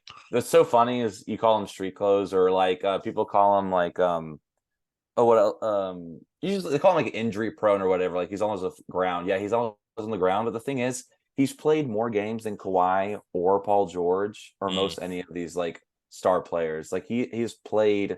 I think he played more games than LeBron last year. Like he's not on the bench that much. Is what I'm Right. saying. But anyways, Anthony Davis is everything you want in a center. Maybe you would hope that he wouldn't fall and hurt himself as much because he can be injury prone. I think he's a bit better. He's bulkier now than he used to be. Mm. And he's also, I know, like bubble Anthony Davis in the year after, he's very good at his 3-point percentage. Last year, not so much. This year, he's looking really good in preseason. Mm. And Darvin Ham is talking about how he wants him to shoot like a minimum of 6 3-pointers like a game because he knows he can make them. Like last Six is a year, lot. yeah, but the thing is, last year you'd see him a lot get the shot at the 3-point line, be open, but be afraid to miss it. That he would just kind of go in closer. The thing is, like he can make them. He is. I believe in his ability to stretch, and he looks better than he has in a while. So Anthony Davis, if you don't know, very good defender, very good lob threat. Him and LeBron's game together is very hard to beat. They're Mm. very good together. Um, he has an underrated ability to also like on the fast break. I don't think people realize like the Lakers love to run fast breaks and how good he can be. He also will when it's the opposite, the other team's on a fast break, he will sprint down the floor and get Mm. blocks off the board and everything. Mhm. I think this year the Lakers are set up for a deep run in the playoffs. I think last year, the beginning of the year was terrible. They started 2-10. We did so They were bad. not prepared for what the season held. I think Yeah. this year they are, and I think Anthony Davis is going to be. There was a stretch last year where he just was racking 40-point Oh games yeah, and LeBron was out. for sure. I think this year Anthony Davis is primed to finally become the leader of the That Lakers. guy, he'll take it over from Finally, the 40-year-old guy. LeBron. Thank Yeah, God. about time. Yeah. Um, so that's why I think Anthony Davis will be S tier this year. I don't Mm, think he's Jokic. I mm. don't think he's Jokic by any means. He does not have the same triple threat ability, but Anthony Davis above Jokic? What? that's not what I said. That's not what I said. But I that's my argument for S tier. Mm. But how do you feel? Interesting, interesting. Anthony Davis is so tantalizing. Because I feel like last year was a year where he was contributing on the court a lot, and it was overshadowed by their sluggish start mixed with Hmm. their, you know, getting rid of Russell Westbrook and changing the team completely at the deadline and making the playoff push and all that good stuff. So I feel like it wasn't talked about. I do think the couple years before it was, talked about missed games, and basically it snowballed, right? Where every minor injury where he missed 2 or 3 games was like, oh, there he goes again. Yeah. Because it wasn't ever really one big thing. It was like minor thing after minor thing after minor thing. Because I feel like it's different. Like someone like Lonzo Ball, for example, who's been out for consecutive seasons, is like, we don't talk about that anymore because we haven't seen him in forever. But Anthony Right. Davis is like, I'm in, I'm out, I'm in, I'm out, I'm in, I'm out. And I feel like the up and down of nature of it is kind of what drove people insane. Um, it's like, rest until you're healthy, or why are you, resting all the time? Yeah. Which is weird. Um, I feel like, 5 years ago, Anthony Davis was projected to be like kind of like what Giannis is now, if that makes sense. Like Yeah. he was going to have this takeover coming up on the Pelicans where he was like clearly so talented to be the guy in the league. And then, he went to LA. He was obviously a crucial part of that championship in the bubble. And it was like, it's time. The torch is going to be passed. And then, the last 3 seasons have just been kind of flat. Yeah. For the Lakers as a whole, not just Anthony Davis, but obviously as the second best player, supposed to be the best player eventually if LeBron ever actually starts to regress. Um, well, he has regressed obviously, but like Yeah. Yeah. he's not like, he's still a superstar talent. Um, so it's been weird. I feel like it's directly related to expectations because people are like, "Oh, you should be the guy. Why are you not the guy?" But like you said, he has been really good for the Lakers. Yes, he hasn't been like top 5 player in the league, but you put Anthony Davis out there in the basketball court, fully healthy, doing what he needs to do. Um, yeah, I think there's no argument that he certainly is an S tier talent. He could shoot. I think it's interesting that you said he's going to shoot a minimum of 6 times a game because I feel like something they maybe not they harped on, but something I saw a lot last year, maybe it was from media outlets or podcasts or something, was like, Hmm. why isn't Anthony Davis like down at the basket more? Like banging with the bigs or whatever. Why is he trying to shoot as many jump shots? And maybe it's more mid-range jump shots than 3 jump shots. Um, Yeah, he but takes a lot of mid-range jump shots. Is a yeah. thing, but that's why he would usually hesitate the 3-point line, then dribble in a little bit, and then take a Mm, jumper. And in that case, like, why don't you just barrel all the way down to the right. and I think a lot of that is fear of injury. Hmm. And that's something what the Lakers talk about a lot with him. And that's why he wanted to run at the 4, not the 5, so he wouldn't have to Hmm. be down there. But it's just an obvious thing at this point. Anthony Davis is a great 5 and a great 5 Hmm. for the Lakers, especially with the roster they have now. Like, do you want Anthony Davis starting at the 5 or Jackson Hayes? Right. You know, it's you want Anthony Davis. And Yeah. but I know what you're talking about, and that's why they want him they either want him to like shoot the threes or go down to the basket, but he is very good in the mid-range too, so it's like Hmm. can't complain. A bucket's a bucket. Right. Yeah, it's I think his talent level on both sides of the floor definitely supersedes all of the people below him on this tier list. Um, I don't think you know it's like I don't think he's at the level of the Jokic. But I just said how I think Jokic is probably the best player in the NBA. So Yeah. the S tier would probably be alone. If I just like I don't think of really many people that highly uh on the center tier list, especially. So it's like when we're talking about starting centers, yeah, there's only maybe two guys I'm taking over Anthony Davis, and I'm just thinking Right. about the on court talent that you can get with him. Fully healthy. And again, like this is all assuming they're all fully Mm, healthy. I don't think we yes, touched upon that at the beginning, yeah, I but don't think I that's said that. I'm a bad podcaster. Um, yeah, we have to go back and put it back in now. We have to edit it. does I'm not doing that. Sorry. You know who you are. Shout out to you, Shout person out. that wants me to edit this podcast. That will never happen. I can't do it. It's too much. I just put the intro and I put the outro and I put the podcast. But we're completely transparent. We're not trying to hide anything here. Um, anyways, I think I get two now, right? No, you had three, You get two, three, three. two. You get Well, three. I had two before, so I think like one of them was making up yours. Because I had two, Just and then you you had had three, two, and and then now I had I think three. I get another two, and then Okay. it's evened out. I think. Sure. Sure. Um. Okay. Next, maybe like I don't know, top 20, 30.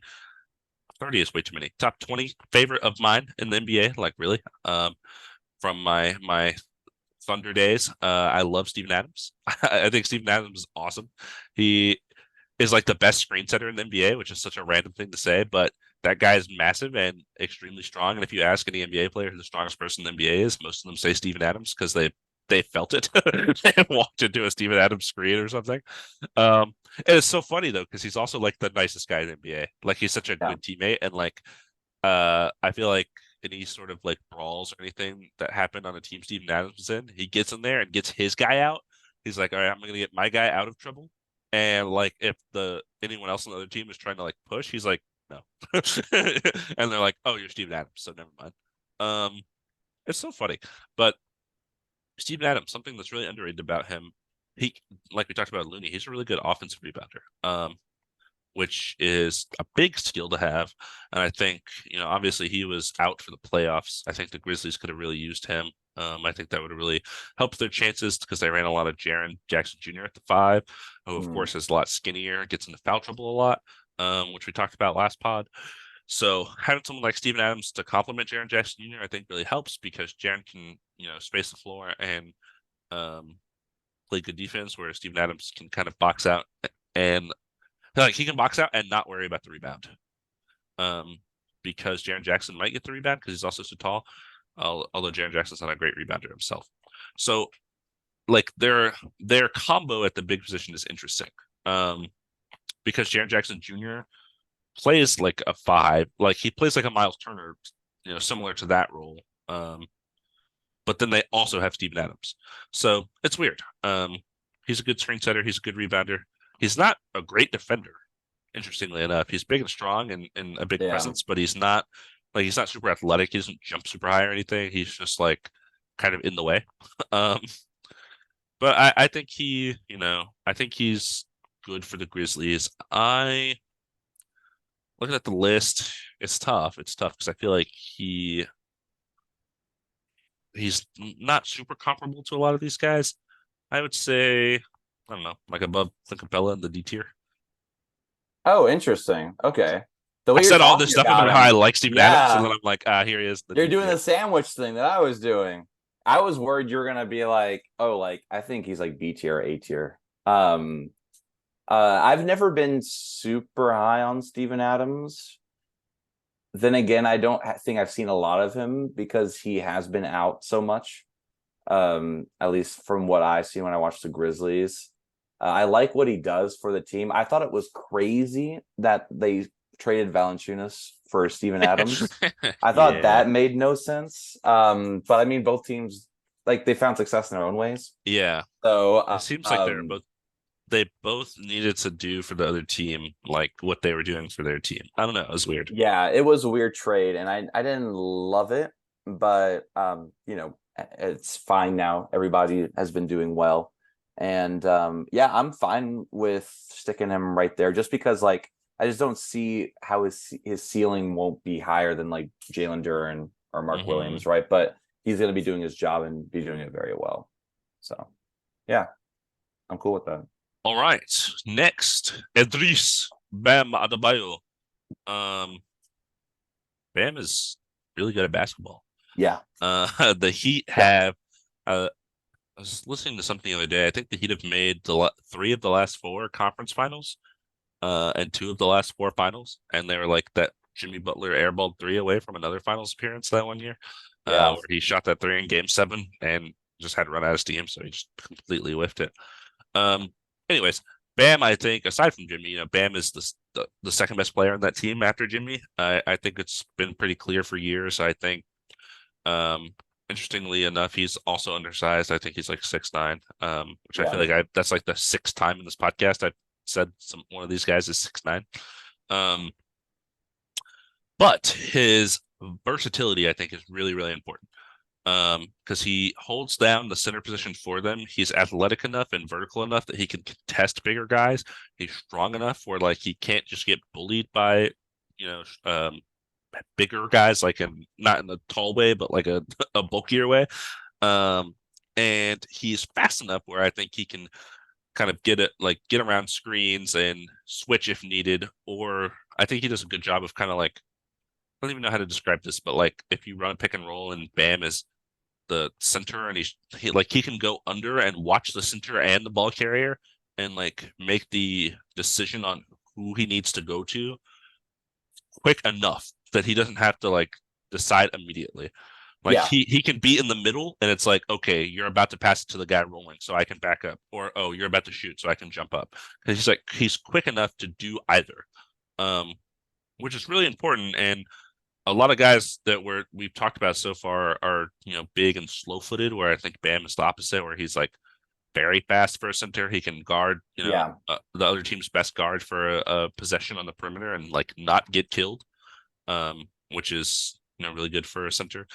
Vertical threat is definitely there. He is good lob finisher. Not a floor spacer, never has been a floor spacer, which is fine. But something he does, I think, also that is really important is he can run the offense kind of from the elbow usually. And how he'll do it is he'll take the ball at the elbow, he'll dribble, and then he'll do like handoffs to Tyler Hero or Duncan Robinson or whoever, and they just come around and grab the ball from him and then shoot a three. Because he's like handing the ball and also setting a screen at the same time. Um, and he can facilitate the offense in that way, which I think is interesting. Looking at the list and all the guys we have so far, I actually think Bam makes a lot of sense to be our first A-tier guy. I was exactly thinking the same thing. Everything you said, I agree with. Bam is definitely one of my, what I think is one of the best, if not the best, defensive center right now in the NBA. And a big reason, like you said, why the Miami Heat have been so successful besides Jimmy Butler. And yeah, I think the only thing missing from his game is the floor spacing, but they don't really need it as long as they have shooters around them, and they do. So yeah, I like Bam Adebayo a lot. I think A tier is great for him, and I'm excited to see what he does this next year. Yes, yes. With all the Yeah, six players in the Heat roster. I know. Literally, no one else matters. Tell us about this next player, Dom. I know you like him a lot. So this next guy, okay, Brooke Lopez, Milwaukee Bucks. Um, That's him. yeah, he's turning 62 this year. I think that's the And same exact age I said for Al Horford earlier. yeah, it's crazy. Are the same? Well, okay, so Brooke Lopez is a very good defender, and I think he fits on the Bucks very well. Mm. He can stretch the floor. He can defend. He gets rebounds. Not known for being like the best rebounder, but he is down low and can do that. He's slow, so screening with him is pretty tough. Thankfully, Giannis is uh also around, and he's very versatile. That he can kind of, if Brooks too slow, then Giannis can kind of make up for it. But surprisingly, even though he's slow, he can still defend very well at a good rate. I mean, I want to put him like probably like right above Jared Allen, B tier. Mm, interesting. Yeah, just because I don't think he really fits in C tier. I think he does that and more. But what do you think of? Yeah, this kind of goes back to when we were talking about like Looney earlier in a way, where like Brook Lopez is really helpful on his team's winning ability. I think something that's important to touch on is one of the reasons the Bucks traded for Dame Lillard, I think, is because they are confident with the front court of Giannis and Brook Lopez that their defense will hold up even without an excellent defensive guard in Drew Holiday. Hmm. I feel like they're confident the backside will just kind of make up for those losses. Like the basket will be fine regardless. Um, yeah, Brook Lopez totally reinvented himself as a player, which I think Yeah, is so interesting because he is still the all-time leading scorer in Brooklyn Nets history, which is crazy.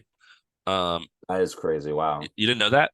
I did not know Yeah, that. he's the all-time leader in that franchise's scoring, and it was mostly like back to the basket, 2000 center, 2010 center kind of style playing, and he was really good at that. Then he went to the Lakers and had that horrible flop year with all those players that were like washed stars, basically. Um, and then he ends up in the Bucks, and he I think that he got the nickname of Splash Mountain because he just started shooting threes like crazy. And it was like this guy couldn't shoot threes at all in Brooklyn. And now he's like a really good 3-point shooter and a good defender, which he also really wasn't in Brooklyn.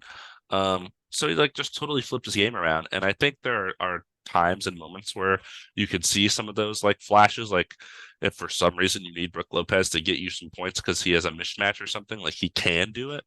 Um, yeah, I think he has a big impact on winning. I know a couple of years ago he had like a back surgery, and the Bucks defense Yeah, was like tanked because he was out yeah, for like half the season.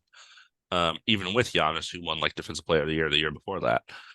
So he's really important to that team. I know, he almost signed to the Rockets apparently in the offseason, and I think that would have been interesting for Shingun's defensive development. But he's still with the Bucks. I think, without him, I think their title chances are much slimmer. Definitely fine with putting him exactly where he said, I think, right? It's interesting because like when you were describing it, I thought you were gonna put him in like the D tier. And I was like, oh yeah, no. Funny how I do that. Like I talk a really big game for people that I put down low, and then yeah, I just like Brook Lopez's fit where he is. I think in this upcoming year, like I think Milwaukee's the perfect place for him. If he signed with the Rockets, I think that would have been just a mistake. You know what I mean? Just a mistake. He just my God. because the point, you want to win a championship at the end of the year, and guess what? With Giannis, and I guess at the time it was Drew and Chris. Now with Dame, like it makes their chances a lot better with him on the team. Mm. Yeah. So, but let's talk about defense and defensive centers. How do you feel about this next guy, Damon? This next guy has won 3 Defensive Player of the Years. And Oh, yeah. So elite player. Um, used to be, I guess. I don't know. Rudy Gobert. We're talking about Rudy Gobert. Who is the center for the Timberwolves, even though they have two centers because their team doesn't make any sense. But Rudy Gobert, it has a very simple job. It's set screens, roll, defense, rebounding. Have you heard that before in this podcast? I think Probably, so. because we've said it 70 times. But Rudy Gobert is like literally the epitome of that. Like that's all he does as a basketball player. He doesn't do anything else at all. Um, and I think he, three defensive players of the year means that he probably does it pretty well. If he's gotten that award so many times, and he's not that player anymore. He's a couple years removed from that. He's I think like in his early 30s now. He's had a little bit of regression, and then the fit with him and Towns has been kind of weird because now there's two guys down low instead of one. And I think last year he had to really adjust to that. I'm hoping this year he kind of gets back on track. I don't think it was a him issue per se. I think it was a team fit. They didn't know how to make it work issue. And hopefully with like a year of experience under their belt. And I know there's also like times last year where one of them was unavailable, so they didn't even have as much time to mesh as they should have. I think Rudy Gobert is like peak, like it's like generic center, but like just a little better at the things that generic center does. So that makes me want to put him like at the B tier right there. I don't know. What do you think? Yeah. Yeah, I'm totally fine with that. I think that's a great. I will say this about like the fit is that I did watch some preseason um Timberwolves because that was the first preseason games were Mavericks Timberwolves, Mm, and the Gobert and Town the Cat looked pretty good together. Like I think that time last year playing together, and then whatever off-season workouts they've done and practices like have paid off. And I think this year they're going to be a lot better than they were last year. Mhm. I don't think they're going to be like 10th seed or oh no, 8th seed. They're 8th seed last year. I think they're going to be, fighting for maybe a little bit higher. I'm very high on the Timberwolves, and I think Rudy Gobert is part of that, and I think they can make it work. But like you said, he does everything a center needs to do. He is very elite at that. But I just don't think he is maybe as adaptable as some other centers that we've talked about. So that's maybe why he's not a little bit higher. I feel you. Yeah. I know But you're now excited. Yeah. let's talk about the next S tier center. Um, Not S tier, but a very good center. Jonas Valanciunas, Yes. a brother of mine, a Lithuanian, brolakai, as we like to say, Oh, interesting. and Jonas Valanciunas of the New Orleans Pelicans. So obviously, I think Valanciunas is very good. He can stretch the floor. There's a game where he made 8 3-pointers. I think last year, the year before, I think it was the year before. They call him the He is Lithuanian Splash Brother.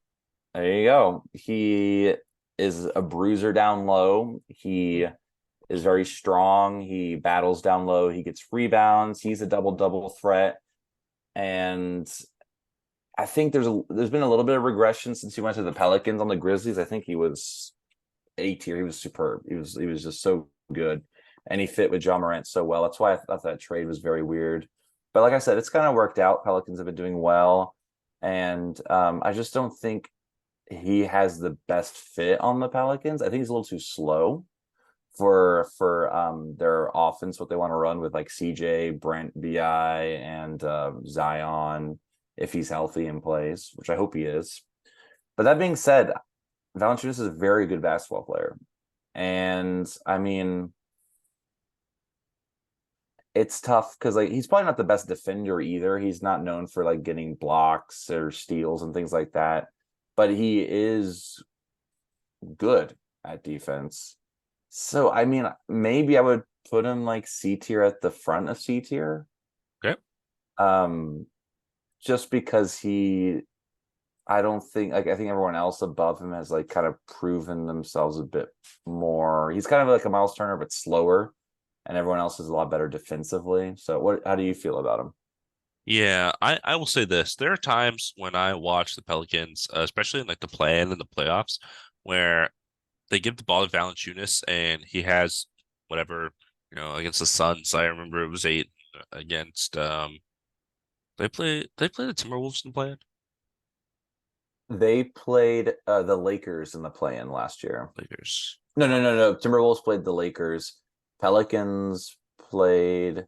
I don't think they made the playoffs. Yeah. Who's The year they the would have year been in before. like the 9-10 matchup?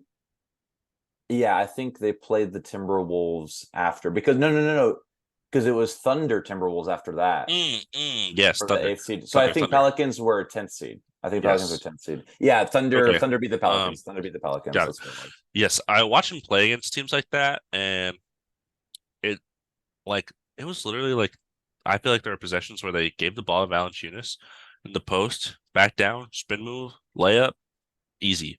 And I was so confused, and I was like, why is this guy not Joel Embiid? And Yeah, like I like obviously, there's more to it than that. Like he's probably doesn't, he's probably not that talented offensively, but I feel like he's like I've said this for many people. But I feel like he is definitely one of the biggest, like bulkiest, strongest yeah, guys in the NBA. And he just like he plays with so much force that I yeah, feel like it catches people off guard. And his post game, like his footwork, you mentioned he was kind of slow, is not great, but he's just so strong that he can kind of just get to the basket at will and at mhm, least get a foul, which I feel like he does a lot.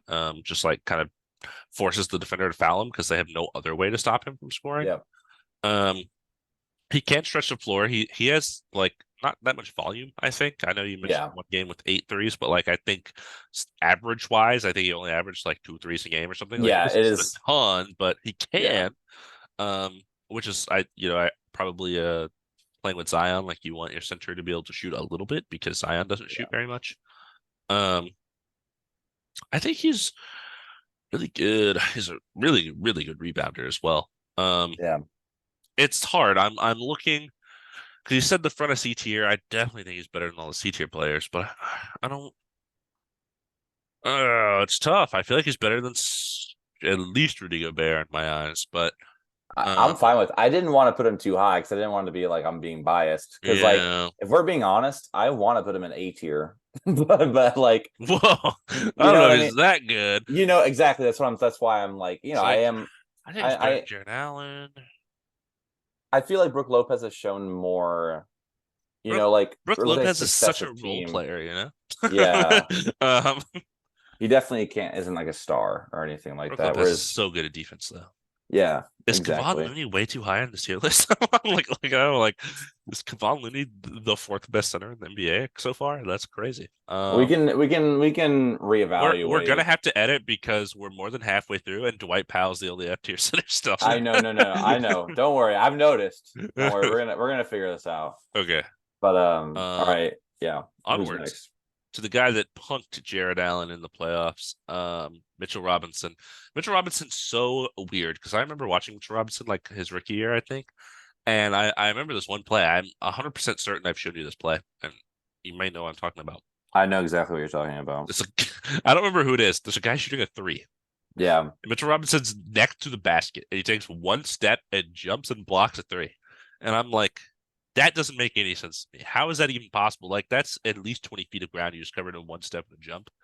Um, he's weird because he's so skinny, but his arms and legs are so long and he's so athletic that, like, even if he gets beat by someone who's clearly stronger than him, he is just gonna jump 3 feet in the air without moving, and like there's nothing you can really do about it. Uh, Yeah. the defense is crazy. The defense is crazy, and it's not from a strength point; it's from an athletic point. He is a block machine. He is also a rebounding machine, as we saw in the playoffs, because he was destroying Jarrett Allen on the glass. Big reason that the Knicks, you know, wiped the Cavs away in like 5 games. Um, and of course, have you heard this one before? It's a lob threat because of Oh, this athleticism, this verticality he provides. Really good on the pick and roll with Jalen Brunson. Um, it's a little tough for him because Julius Randle is not like a great floor spacer, so sometimes the paint gets a little bit clogged and it's not as easy to get towards the goal. Just like a lot of these guys we've mentioned that are good at being a lob threat, defense and rebounding. Outside of that, like their offensive game is nothing basically. You're not giving them the ball and asking them to create. I feel like there's only 4 or 5 people we've talked about that possess that ability. Um, Looking at this list of 10 guys, I feel like I've said the same thing about. Uh, for me, it's like I don't know, it's like here, like C tier, right below Claxton. I feel like Claxton could be better. I don't know. Above Claxton, the only thing about what holds me back about Mitchell Robinson is that his defense is there and his it's his foul trouble. It's like he can't be on the floor that long, so he could be elite if he was able to control his athleticism a little bit more. I yeah, think that's sometimes that's he the jumps too much and it's jumps just yeah, into he's just guys. all And over the place, and yeah, I like hear you. that's such a pro, but it's such a con. So like to me, like I would want to put him like B tier, but the thing is like, does he get enough minutes on the floor to prove that he's supposed to be up there? And this year, does he change that? I doubt it. He's young. He's like 25. Too. So he will maybe get better control. I'm fine with him being right there. I think Claxton and Zubac are just like better control, even though they can have foul trouble too. Every center has foul trouble. It's just like that's how Nature of the you position. Yeah. exactly. But it's how you kind of get around that. And yeah, I don't see him like this year proving me wrong about that. Man, we're like 20 guys in, and I hate this tier list, just so you know. But Yeah, I mean it's very like it's bloated in the uneven. middle. Yeah. But the thing is like I was thinking about it, I'm the center position does feel very lopsided one way or another. Like not A like lot of not average players. yeah, it's a lot of like they need to do what their team needs and that's it. Whereas like the players S and A tier are like above and beyond, you know? Yeah. And We're then people in definitely F gonna tier are balance it like, out a little bit, I think. we'll try. I don't know how much we can By do, that I but mean like I just need more F tier centers. yeah, well, let's get started right now. You think so? Um, I just wanted to say a hot take.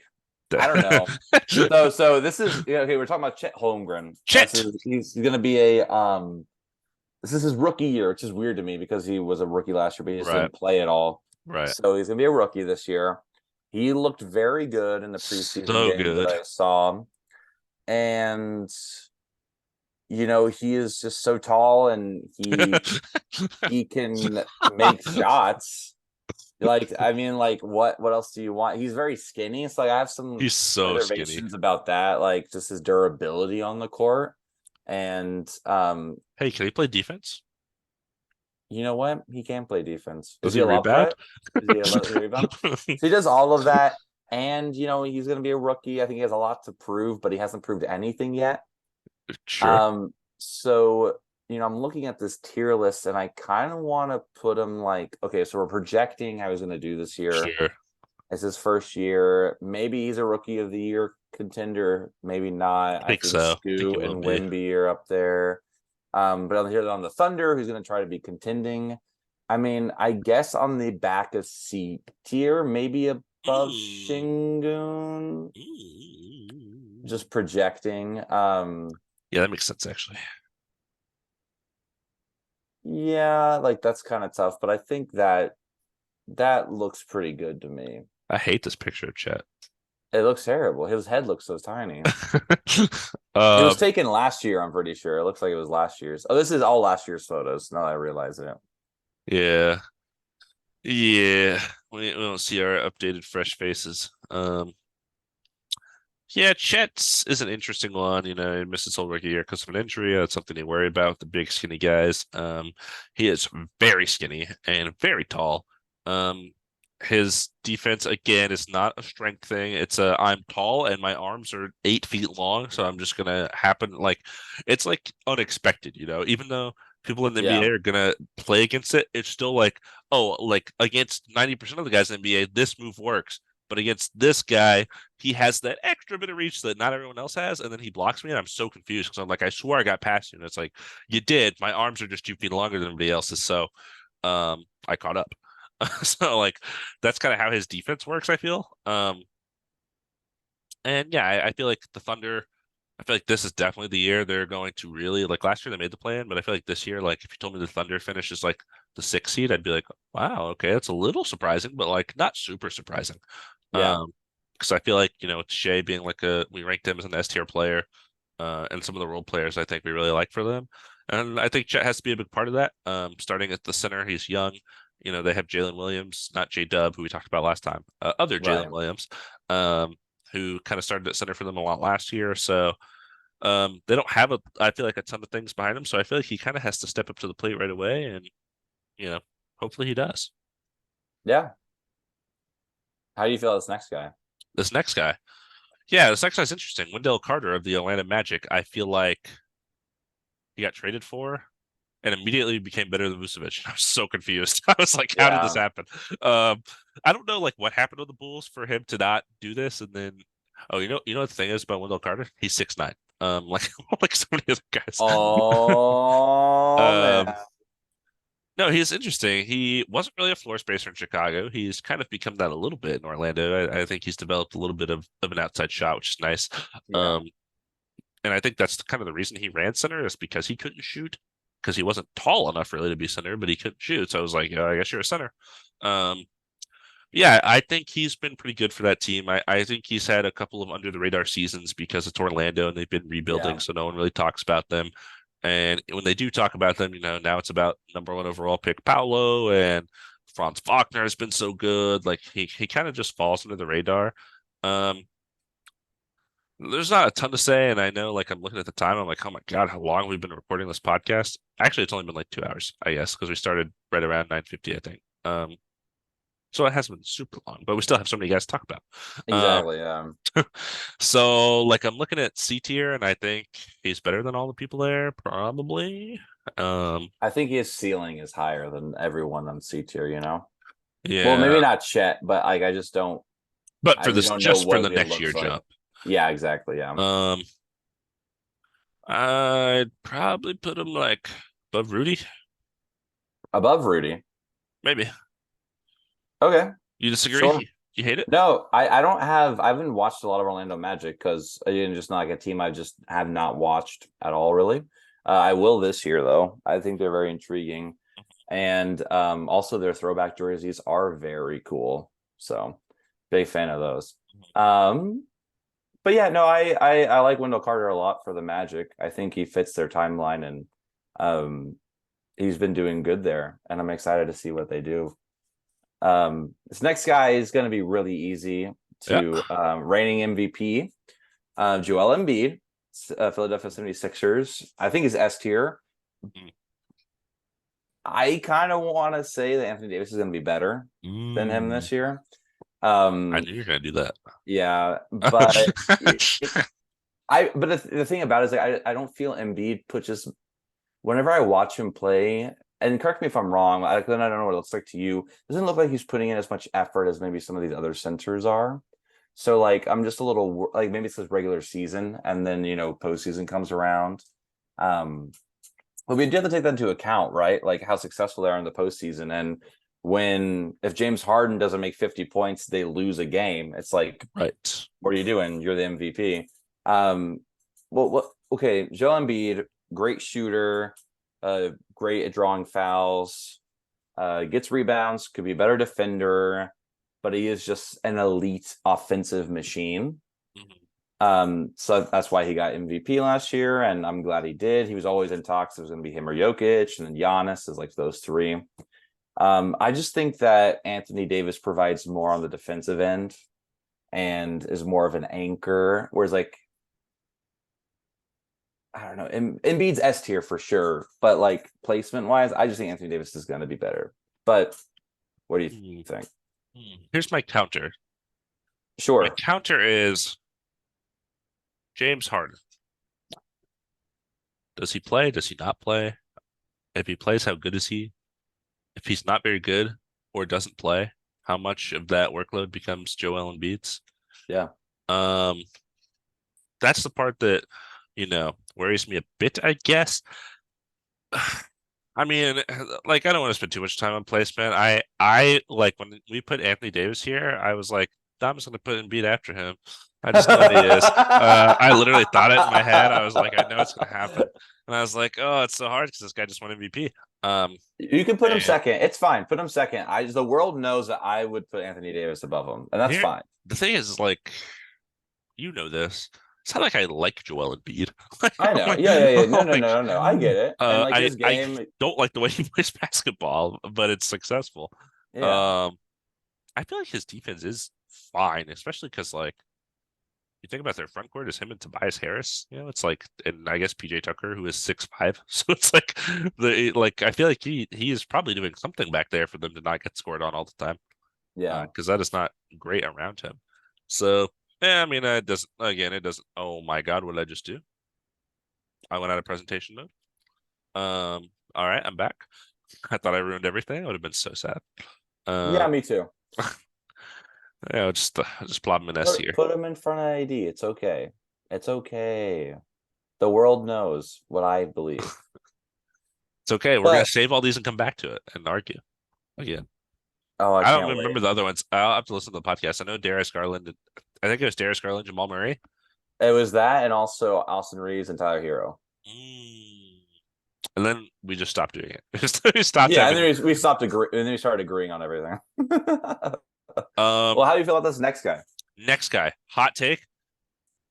I kind of want to put him in F tier above Dwight Powell. Yes, do it. Um, Do it. That's what I was gonna say. we're talking about Yusuf Nurkic, and like Yusuf Nurkic is interesting because you feel like he's a good basketball player, but every time I watch him, I'm just like, why are you doing everything wrong? I don't understand. Why are you taking little post hooks? I don't get it. You're tall. Why are you injured all the time? I don't know. Like I don't get Yusuf Nurkic as a basketball player. I don't like. This sounds weird. I don't understand why he's in the NBA. Like I'm like, are like he's okay. Remember how I said all the centers are defensive and rebounding and lob threats? He's not any of those things. They just give Yeah, him the ball and he misses a layup, and then I get confused. You know what he can do? He can set He screens. can set screens. He's a big guy, so screens Yeah, yeah. are a So him plus. and Dame's like screens were very good. Be interesting to see what it's like on the Suns. I watched a little bit of him playing, but none of the big three played. So it was literally him and like all minimum players. It's Um, so I'm fine with putting Nurkic at the top of the F because he's not like a game changer for a team. It was very interesting to me why Phoenix wanted him. Yeah, it's like I Um, feel like the person they need is Nick Claxton, Mitchell Robinson, Mark yeah, Williams, Jared Allen, not Yusuf Nurkic. It's like they need the yeah. defensive rebounding lob threat guys. They don't need whatever Yusuf Nurkic does. Yeah, I don't get it. exactly. I mean, I think they're hoping that he'll be as a big guy down low to get rebounds, but Yeah, that's just not what he kind of does. yeah. I'm This glad we can next agree guy, on that. I yeah, yes, that's I want you to tell me about the guy he was traded for, Mr. Dominate. oh yeah, what did he say? His name was I'm dominating. Dominate. Yeah. Dominate, is that what you said? Yeah. Oh, it sounded like you like glitched. Dominate. Dominate. It's like you said dominate, not dominating. Dominate. It's well, it's weird to say. Anyways, DeAndre Ayton. Um, I'm very excited for him and his year on the Trailblazers. I think this is going to be very good for him to change his Yes. scenery Yes. and playing with Scoot and Absolutely. Anthony Simon, Shaden Sharp. I think no more like locker room egos. Like they're just going to play basketball. They're going to be fun. They're not going to be really competing probably for like play in. Like they might be right below that, but they're going to have fun. It'll be good for him and his like because he is a double threat. He is a great. He can rebound. He can make shots. The only thing that's always plagued him is that he's just not physical enough, aggressive enough. And I think maybe this year he plays a little bit of a chip on his shoulder. You know, Mhm. you got traded for Yusuf Nurkic, an F tier center. You know, like show him your your A tier at least. You Right. know, I think DeAndre Ayton's very good. I want to put him probably right above Jared Allen in the B tier. Mm. I don't know. Well, we'll definitely even some stuff out. I don't know if you want to argue for higher or lower, but I think he's going to have a good year this year for the Blazers. Yeah, like you said, I'm really excited about being in a new place. Clearly, he was very unhappy at Phoenix, tried to sign elsewhere. They matched the offer. They didn't trade him. It was kind of a weird thing. So he was drafted into a situation that, like, right after he was drafted, was Yeah. winning. So I think they tried to limit him to what we've been talking about in these other guys that defend and rebound and catch lobs. But he wanted to do more. He wanted to kind of play around in the post. He shoots these little jump hooks. He um does these other things that someone like an Embiid or an AD would do, but his team didn't need him to do that. So Yeah. it kind of created this tension a lot. Um, Now he's in a new place, a rebuilding place, a young place. He is, Scoot and Anthony and Shaden Sharp are like the guys, but I feel like he can have a little more freedom there because they're not Yeah. like a solidified playoff contender. So, um, Yeah, they're gonna have fun, and he'll be yeah, able to develop the game he wants to develop. And I doubt they're going to really, limit him like Phoenix was. and I want him to get back to the defender he was. I feel like he the year that the Suns eliminated the Nuggets, clamped to an extent Jokic as much as you can. Yeah, And of course, that was a couple of years ago, so Jokic may be, even more of a developed offensive talent now, but he did a good job as anyone has done. So he showed, bits and pieces of being like a really, really elite defending center, and then I think he kind of fell off the last couple of years. yeah, Um, so I hope he can get back to that point. What you said B tier above Jared Allen? Yeah, yeah, I could, I'm definitely a little high on it, and I think he could, if he came out and had a like an all-star light season, not like made the all-star game because the Blazers are going to be 6-28. yeah. But You're only playing like, 34 games. yeah, well, I mean, like by the time the All-Star break hits, which Six is and 72. still inaccurate. It's like by the time the All-Star break hits, I think they've already played like 50 games. Yeah. But So, yeah, I think he could be like really good individually for what will ultimately be a really bad team. yeah, absolutely. And yeah, we'll Um, we'll definitely have to go and sort some of this out. We got 8 people in the B tier right now. yeah, we can do it. You I know who's believe in not in the us. B tier? DeMontis Sabonis. You know where he is? I'm letting you take it. This is yours. He's S tier, baby. And I'm kidding. He's A tier. He's definitely A tier. He is a bona fide all-star for the Sacramento Kings. I think he's similar to Bam. Doesn't have like the defensive capability that Bam does, but they do run offense from like the elbow, very similar. I think he's below Bam, just Okay. because I was ready for you to argue it for him to be above no, Bam. no, no, no. Bam has more success in the postseason. Like I'm not gonna like Sabonis is very, very, very good, and I think they've are both some like I said, very similar, but at the ultimately Bam has had just more success. So I'm fine with that. Um I'm not gonna do a biased argument for this. But Demonis Sabonis, incredible rebounder, for a center, can play make. Does not stretch the floor, but he can shoot. He does do mid-range jump shots. He gets offensive rebounds, goes up, gets fouled. Sometimes gets stomped on, and will still shoot his free throws. So Um, good. yeah, he is very durable. He doesn't really sit out. He does He not played with a like a broken broken hand. finger or something, Yes, right? Yeah, yeah, for yeah, like so yeah. long. And then yeah, and so I also forgot to mention he's Lithuanian as well. Brolica, another one of my own, and yeah, I've watched him a lot since the beginning, and he's just getting better and better. And I think he's obviously capable of being an all-star.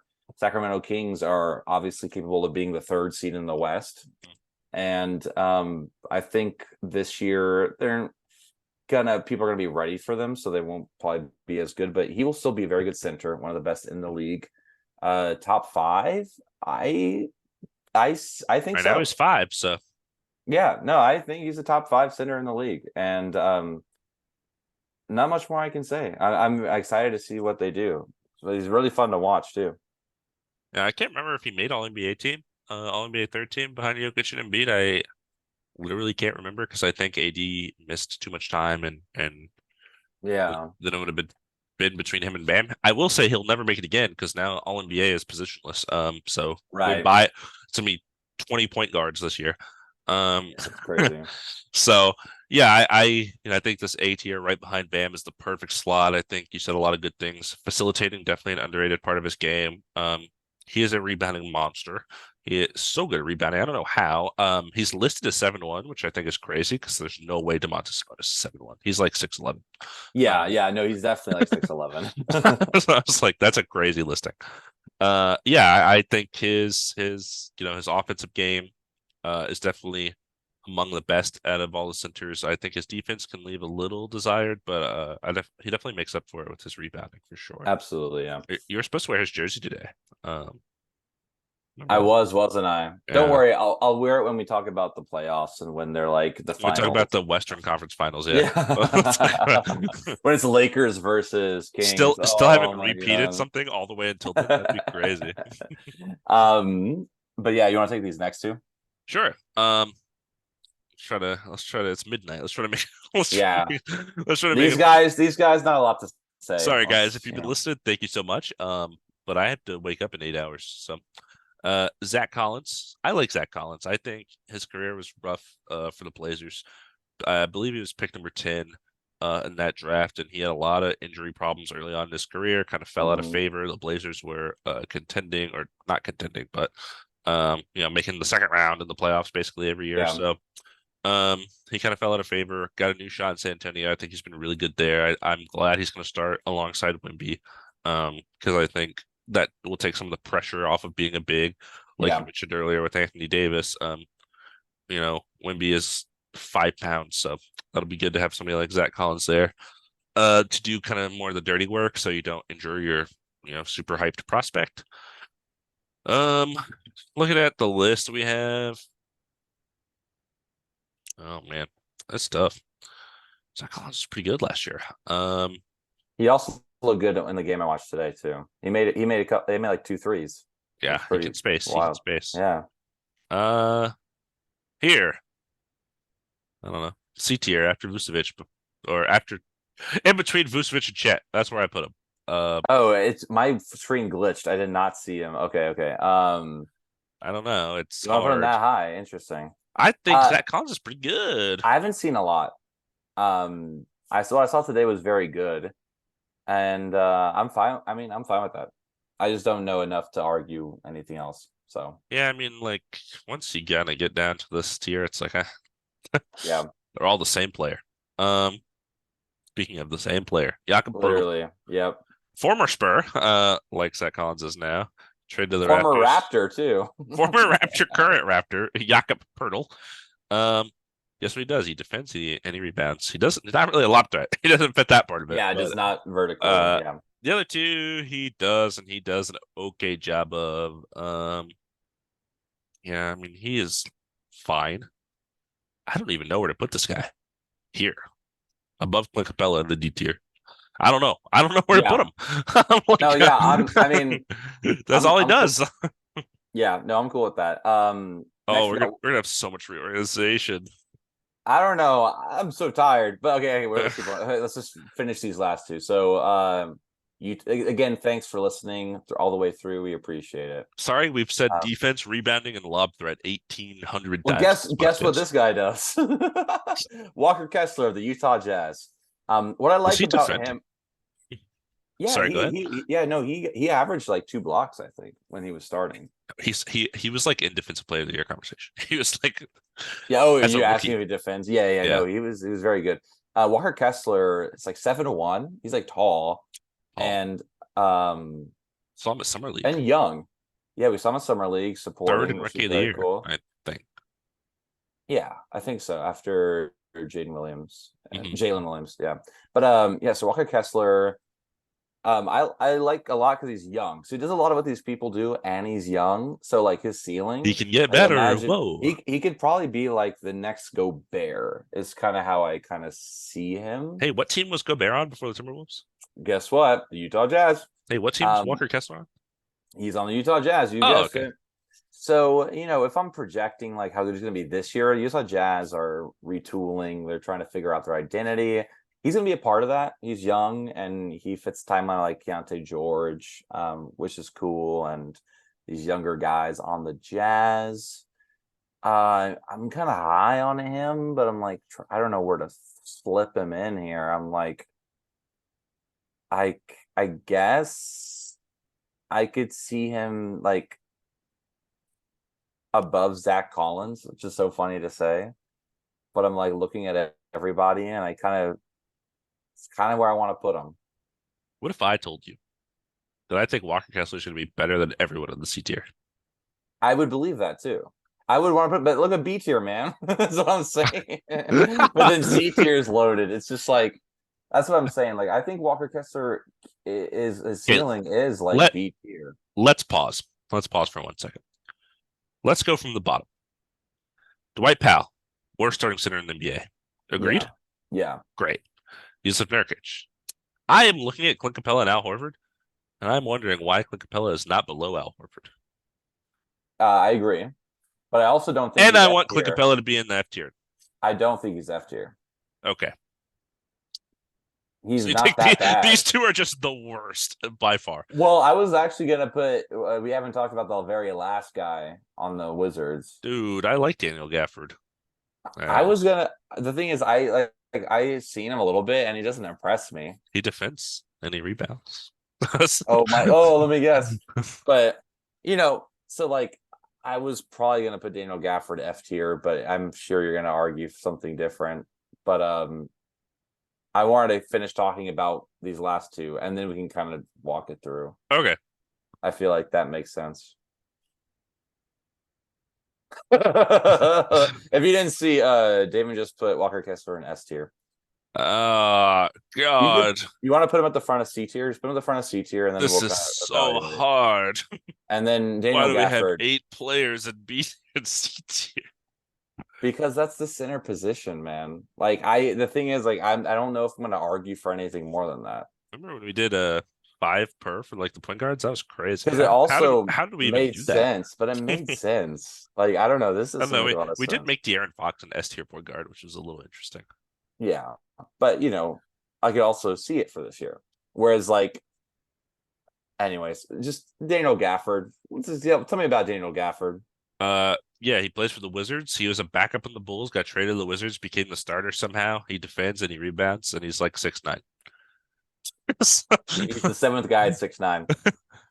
I actually like I literally think every person I've said is like 6'9" is like 6'9". I'm not just making that up. No, no, no. I know you're not. Nope, Daniel Gafford's 6'10", I lied. Ah, you're a liar. Um Liar. don't come to this pod for accurate information because it's all lies here. It's all eye test. Oh God. It's like I guess like compared to guys on this tier, I kind of actually think the Jakob Hurdle is worse than these guys. And I feel like Gafford is also worse than these guys. But I don't Yeah, know if they're F tier. that's what I'm What do saying. you think? Like, I am fine. I think this is good. The thing is like, if we're looking from the bottom, I don't know Daniel Gafford, so I'll just skip over that. But Jakob Pertl's not an F tier, but he's also not C tier. Like he's in the D tier. Yeah. He's very good, but he's in the D tier. Yeah. Um, what about our ordering here? Let's okay, so let's go one by let's yeah. sure. So F tier is perfect as is. Okay. D tier, who do you think the best D tier player is? I mean, I like Jalen Duren's ceiling a lot. That's I why. like Steven Adams, but I don't know if that's because I'm biased towards Steven Do Adams. you want to move Steven Adams to like at least in front of Mark Williams? Because I'm fine with that. Yeah, I guess that's fine. I don't know. It's so hard. And then like Is Al Horford too low? Is Al Horford a C tier player? that's I mean, Al Horford is important for the Celtics. He's Like we're so we're important. looking at fit as well, you know, like with that run in the He's finals, like they would so not old. have gone there without him. I know it's crazy. But like this next year, is he going to be better than Jalen Duren? Is he going to be better than Alperen Şengün? Like probably, play This like is so hard. it's tough. But the thing is also like with centers, like I don't think we can rank them as easier as others because they all are so similar and do similar things. Whereas there's a bit more variety, I think, in other positions. So like besides the top and the bottom, like the middle is kind of like they are just in those tiers. Remember when we said we weren't going to put them in certain orders either? We were just going to put them in the tiers. And then the first episode, we were like, no, we're going to try and put them in the order. I don't remember saying that at all, but We did. I believe you. Yeah. Um, man, Because that's how tier lists make sense. Like they're in the same tier. It's not like if we would do that, we just have a ranking 1 through 30. You know what I mean? that's It's like true. this is why. That's we're tiering and ranking at the same time. Yeah, so we're making our jobs twice as We're hard. multitasking. We're impressive here. Yeah. You know, I'm looking at it from the top to the bottom. So okay, so here we go. So S tier, we got Yes, read it off. Jokic, Let's review. Let's Embiid. review for the listeners. Because we did a good job of the first three reviewing like every five picks, and the last two we didn't review at all until the end. Because So I don't think it was needed as much, honestly. I agree. But I agree. yeah, yeah, but definitely we should review. So S tier, we got Jokic, Embiid, Anthony Davis. Fine. No changes needed. Yeah, fine, good. A tier, Bam Adebayo, DeMontis Sabonis, Perfect. perfect. B tier, we got some This is when issues it gets hard. because I think we got A players in B tier and C tier. But the thing is, so B tier right now, the order is Kevon Looney, Miles Turner, Brooke Lopez, Jonas Valanciunas, DeAndre Ayton, Jared Allen, Wendell Carter Jr., and Rudy Gobert. Are any of those players on the same tier as Bam Adebayo and DeMontis Sabonis? Um, no, They just I don't aren't. think so. I don't know. I don't think so either. You know what I mean? And then you go to the next one. All right, we got C tier. We got Walker Kessler. What's his first name? Ivica. Ivica Zubats. Nick Claxton, Mitchell Robinson, Nikolai Vucevic, Zach Collins, Chet Holmgren, and Alfred Şengün. Are any of these players could be on the B tier? Maybe. So we're just This, like, yeah, this is hard because I feel like guys like Chet, guys like Walker Kessler, those young guys, Şengün even, that are so young and developing is like, yeah. could they make the jump to where like Walker Kessler is a more impactful defensive player than Rudy Gobert, and that's basically all their value? Perhaps. Perhaps. Yeah, and again, it's projecting how you think they're going to finish this year. I also, to go back to B tier for a second, is it weird that like I think the only guy in this tier that can make the A tier jump is DeAndre Ayton,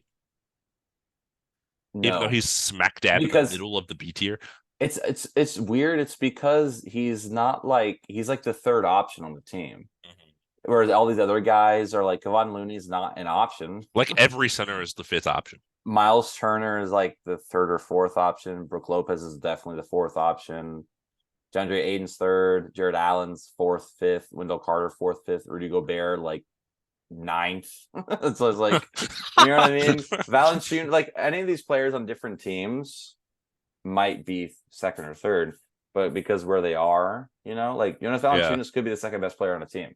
Like I right. think on the Grizzlies he was before they had Desmond Bane and stuff. Like Mm.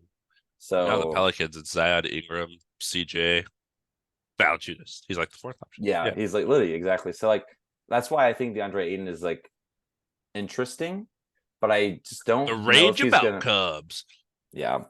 So D tier, just to finish this out, Jalen Duren, Mark Williams, Steven Adams, Al Horford, Clint Capella, Jakob Pertl, and Daniel Gafford. Again, Al Horford seems low, but pretty sure this year won't be as good as the last 2 years. Although that's what everyone says about him. So this could be the best year ever. And then F tier, our favorites, Yusuf Nurkic and Dwight Powell. It's so crazy that Yusuf Nurkic is the second worst center in the NBA in our And eyes. he's a starting center on top, like definitely in the top three of the best teams in the West right now. So Do we just hate Yusuf Nurkic on this podcast? Is no, that the issue? no. Oh Okay, man. kinda. Okay, kinda. Okay, kinda. Yeah. No. But yeah, I think this is what it has to be. I think that's what it has to be. Yeah, I think like, and yeah, I'm not even super worried about, I guess, the order because I feel like it would take so long to just, Really mess around sift with people, through it. especially because it's like eight, like B and C tiers, eight players on the tier. It's like, oh my God, how Yeah, am we I gotta. supposed to go through this? Yeah, It's like I could see, DeAndre Ayton having a better season than Valanciunas, but I could also see Valanciunas having a better season than DeAndre Ayton. It's like, how do you know? yeah. Yeah, and I think okay, here's something that I think is a good way to wrap it up. I think with the centers especially, and we talked about this multiple times already, their value is so linked to their team's value and their team's success that projecting how they will finish the year is almost like projecting how their team will finish the year. I think if you look at the guys we have towards the top, we expect those teams to be good, and we expect those players to contribute to those good teams. Yeah. Um, but there's a couple of guys in there that break that mold of guys we think are individually talented enough to have a good year without their teams being successful. And then there's also some people like Yusuf Nurkic who we think are detriments to their team, even though their teams might be good. Yeah. So it's like it feels so unlike the other ones where it was completely individual player base, whereas this one is like how are you affecting your team? It's like we wish we could do it just based on their NBA, on their basketball ability, but it's impossible. The center position is just so important in the team fold. Right. Because of the defense, the rebounds, and the lob threat. All that is the greatest thing you've said today. Yeah. I'm It wasn't downloading the my image footwork. right now. Saving this tier list. Okay. Yeah, we're Lord gonna have go ahead and mercy. Take we're the gonna shot. Take the shot. we're gonna Just take the shot. Oh man.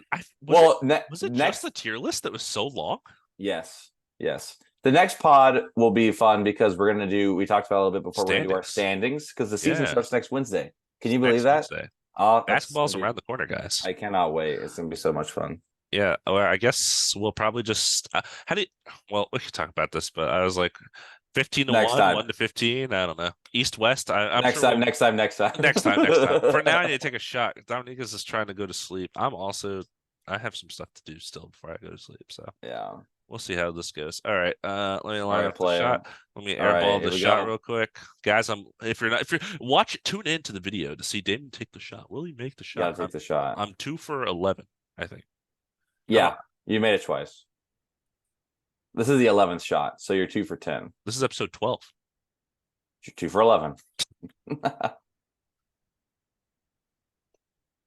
That wasn't even 2 for close. 12. No, it's okay. Damn. Well, that was all right. closer. Well, Uh, this has been another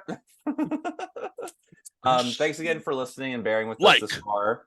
Like, subscribe, follow us, let us know. tell your friends or your Especially when the family if you season don't have comes friends. around, let us know like what you want us to talk about. And Actually besides the interact. season, No one actually yeah, interacts. So what's up with that? Tell me. yeah. You have my information. Yeah, let's have fun with it. Let's have a good season. It's gonna be a really fun one, and it'll be our first one with the podcast. So we're gonna have a lot of fun with that. I'm doing a lot of fun talking about that. But for now, this has been another episode of D&D's two-man game. Buckets.